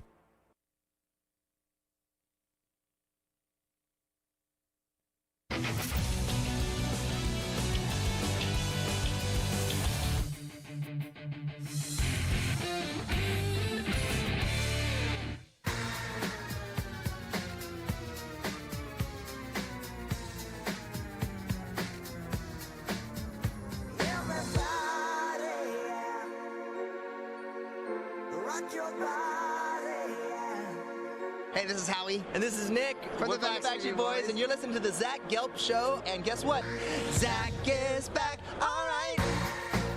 He's live. He's nationwide. This is the Zach Gelb Show. Oh, my God, we're back again. All righty, welcome back in. It is Zach Gelb Show on the Infinity Sports Network. Stu, do we have word here, Mariners and Tigers, that they are now underway after the weather delay? They're finally underway. It's the bottom of the first. Scooby-Doo is pitching, and it's 0-0. Okay. Wait, Scooble's pitching in this game now? He is, yeah. It's not Flaherty? It is not Flaherty. Didn't he pitch game 2? Scooble? Oh, maybe this is a replay of game. Yeah. Oh, I got duped. I got duped. I was going to say. You know, because he did pitch game 2. Yeah, I was about to say he's Mr. Iron Man, but that would really be something. I'll take back everything I said. Because I'm watching this game. I'm like, delayed. oh, Scooble's pitching here. That's what, because I said to Stu, I'm taking behind the scenes here. I said to Stu, I go, this game's delayed, right? And he goes, nope. He goes, they just got underway. And I go, I don't know. It still says what I'm seeing, that it's delayed. So they are still delayed between the Mariners. They're still delayed. You got it. That was actually pretty funny. Is it a new report or an old report? Certainly an old report if Scooble's pitching 2 days after he just pitched. That happens to everybody. I have not got in a while. And the moment I said this a few weeks ago, and then I got. I forget what it was, but it was something related with the Knicks. And I texted my buddy who has seats right behind the bench. And then he contacted his season ticket rep about what I said to him. And it was something about there was this Fugazi Shams report where it was a scam Sharania instead of Shams Sharania. And it was about the Knicks and the Nets playing in Rutgers Park. And I just said, this is interesting. Like, what a small venue for this. And then he reached out to the season ticket representative saying, my buddy's talk show host, you saw this, blah, blah, blah. Like, how do you get tickets for it? And they go, that's not a real report. So that was pretty funny. I go, Scooble's pitching? I go, what? So Tigers and Mariners still delayed. Still delayed. Okay. Yeah, the Yankees and the Blue Jays tonight. The Blue Jays took the first 2 games. The Yankees couldn't hit water if they fell out of the boat. We'll see what you get out of Rodon tonight. You look at the Yankees. Do they win tonight, Stu? Do your New York Yankees at least force a game 4, which would be a fun game to be at the big ballpark in the Bronx, or will Bieber and company take care of business and say goodbye to the New York Yankees? I think they win tonight. I'm cautiously optimistic that Rodon pitches a good game and they actually get some hits for once. That isn't it when the bullpen is already in a 13-run lead. Well, Alex Rodriguez, it's an A-bomb from A-Rod. He was on BT and Sal and WFAN, The Fan, in New York City, and he laid in to Anthony Volpe. Sometimes you see these helicopter swings from Volpe with 2 strikes. I'm thinking it's Reggie Jackson. He's going down to one knee. Yeah. That's not ability. That's whoever's – and I think they have a great coaching staff. I just don't know what's being taught, because what I would do is I would get, all the Derek Jeter films he can have, study it. Just like I studied Cal Ripken, I would study, because great students, great players are great students, and he just has to stay on top of the ball, use his legs, cut down strikeouts by 50%, and I think he could be a dynamic player. I'll say this. I do not think the Yankees are coming back to win that series. Ooh, hot take. I think they're going to lose in 4. I kind of agree with Stu's analysis. You look at the Tigers and the Mariners, though, I want to see 5 games of this. It's 1-1. We'll see when Game 3 does get underway. But the next time Tarek Skubal could pitch would be Friday. That would be Game 5. Because he pitched on Sunday. All right, you're off Monday, Tuesday. Then Game 4 is tomorrow on Wednesday. I would love to see a Friday, October 10th, Game 5 with Scooby-Dooby-Doo on the bump. And the Mariners are a fun team with the big dumper. You also have the starting pitchers that they've had. This is a series I definitely want to see go 5 games. Now, on the other side of the NL, I was all over last night, the Dodgers and the Phillies. Everyone's killing the manager, Rob Thompson. So the Phillies were dead. They're down 4-0. They're making that comeback. You have Castellanos with the double, and he almost got thrown out at second. So he ended up getting safe. The tag was not applied correctly. The Dodgers know that a bunt is coming, so they're going to run a wheel play here where Betts is going to shoot over to the third base bag, and then the third baseman, Muncy, is going to field the ball and then make the throw. So I'm looking back at that. Everyone's killing the manager for bunting. There's no outs at the time. You got a guy on second. You're down a run. I didn't have a problem with the bunt in the moment. Now, everyone since then is killing the manager. So I was texting during the game with former Major League Baseball player and World Series champion Will Middlebrooks, because we text a lot of times during the postseason. And I just said to him, did you like the decision to bunt on the first out? He said, yep, that was tremendous. Just tremendous play by Muncy and Betts. Very difficult play. Stott did everything right. Castellanos is slow. And obviously Mookie was able to beat him to the bag. Jimmy Rollins did a great breakdown after the game where he said it was a bad base running decision by Castellanos. Because Betts starts creeping over. He goes, you got to follow him because you have a free path to that bag. They have to tag you to get you out. So I thought that was more laziness by Nick Castellanos. And afterwards, Castellanos, you want to talk about a guy who's just lost. And I know he doesn't care what anyone has to say. After the game, he's picking a fight with the Phillies fans. Oh, yeah, the environment's great when we're winning, but when we're losing, it's tough to play in. Like, dude, you're down 0-2 with the team that has World Series expectations after you guys gagged away a chance to go back to the World Series 2 years ago. We had home for games 6 and 7 up against the Diamondbacks, for crying out loud. Lose. And then last year, you allowed my Mets, the lousy Mets, to beat you in a series. All right? Come on. And I get it to the Dodgers. There's no shame in losing to the Dodgers, but don't act like a clown when you're on the verge of getting knocked out. So, once again, I understand the criticism if you didn't like the bunt. I'm not going to be a fraud here because a lot of times, right, the play happens, then people wait to see how it plays out, then they give you your opinion. In the moment, I was not crushing the bunt. But the 3 outs the Dodgers made, or the Phillies made, and the way that the Dodgers were able to get them, great throw by Muncy. Then the second one, Freddie Freeman, it was a good throw to the second base bag. And then the last play, the Dodgers player throws the ball in the dirt, and Freeman makes a miraculous scoop, and the Dodgers are up 2-0, now going back to L.A. That series is done, so. But here's my issue. Everyone's crushing the manager today. The manager does deserve some blame. How about we start with the players? Your 3 big bats, Turner, Schwarber, and then Bryce Harper. What have they done? They have 2 hits in the series. 2 hits in 2 games. 1, 2, 3, 4, 5, 6, 7, 8, 9, 10, 11. 11 strikeouts. 11 strikeouts in 3 games. So how about Schwarber and Turner and Harper? How about they hit the ball? All right? That's the issue with the Phillies.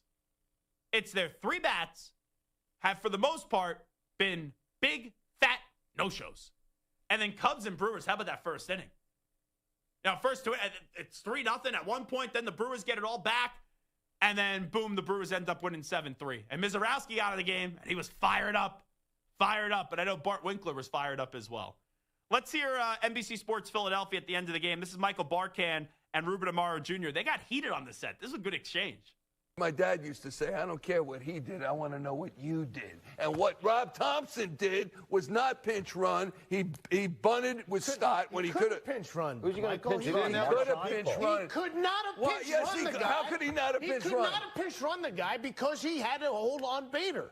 Bader could not run the bases. I would have let only hit. Ruben, I would have let Bader walk. You would have to let him walk the second. The run scores. The man, he would have been done if he would have had to run. He probably would have hurt I wouldn't himself. have had him run, but that's how you got to be thinking. Come on. Good exchange. I wonder what those. And Ruben Amaro Jr. is a nice guy. He actually likes my sports minutes. Someone's got to like those. I once talked to him, and he goes, "Oh, Zach Gelb." He goes, "I really enjoy your sports minutes." I go, "Oh, thanks."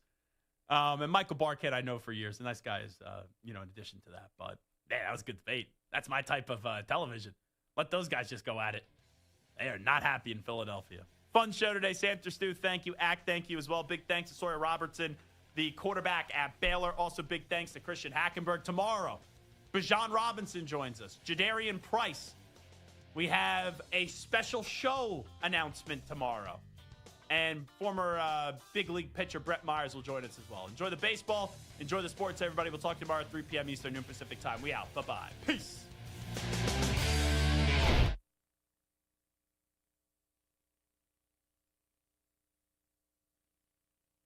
You're in a 5-minute break.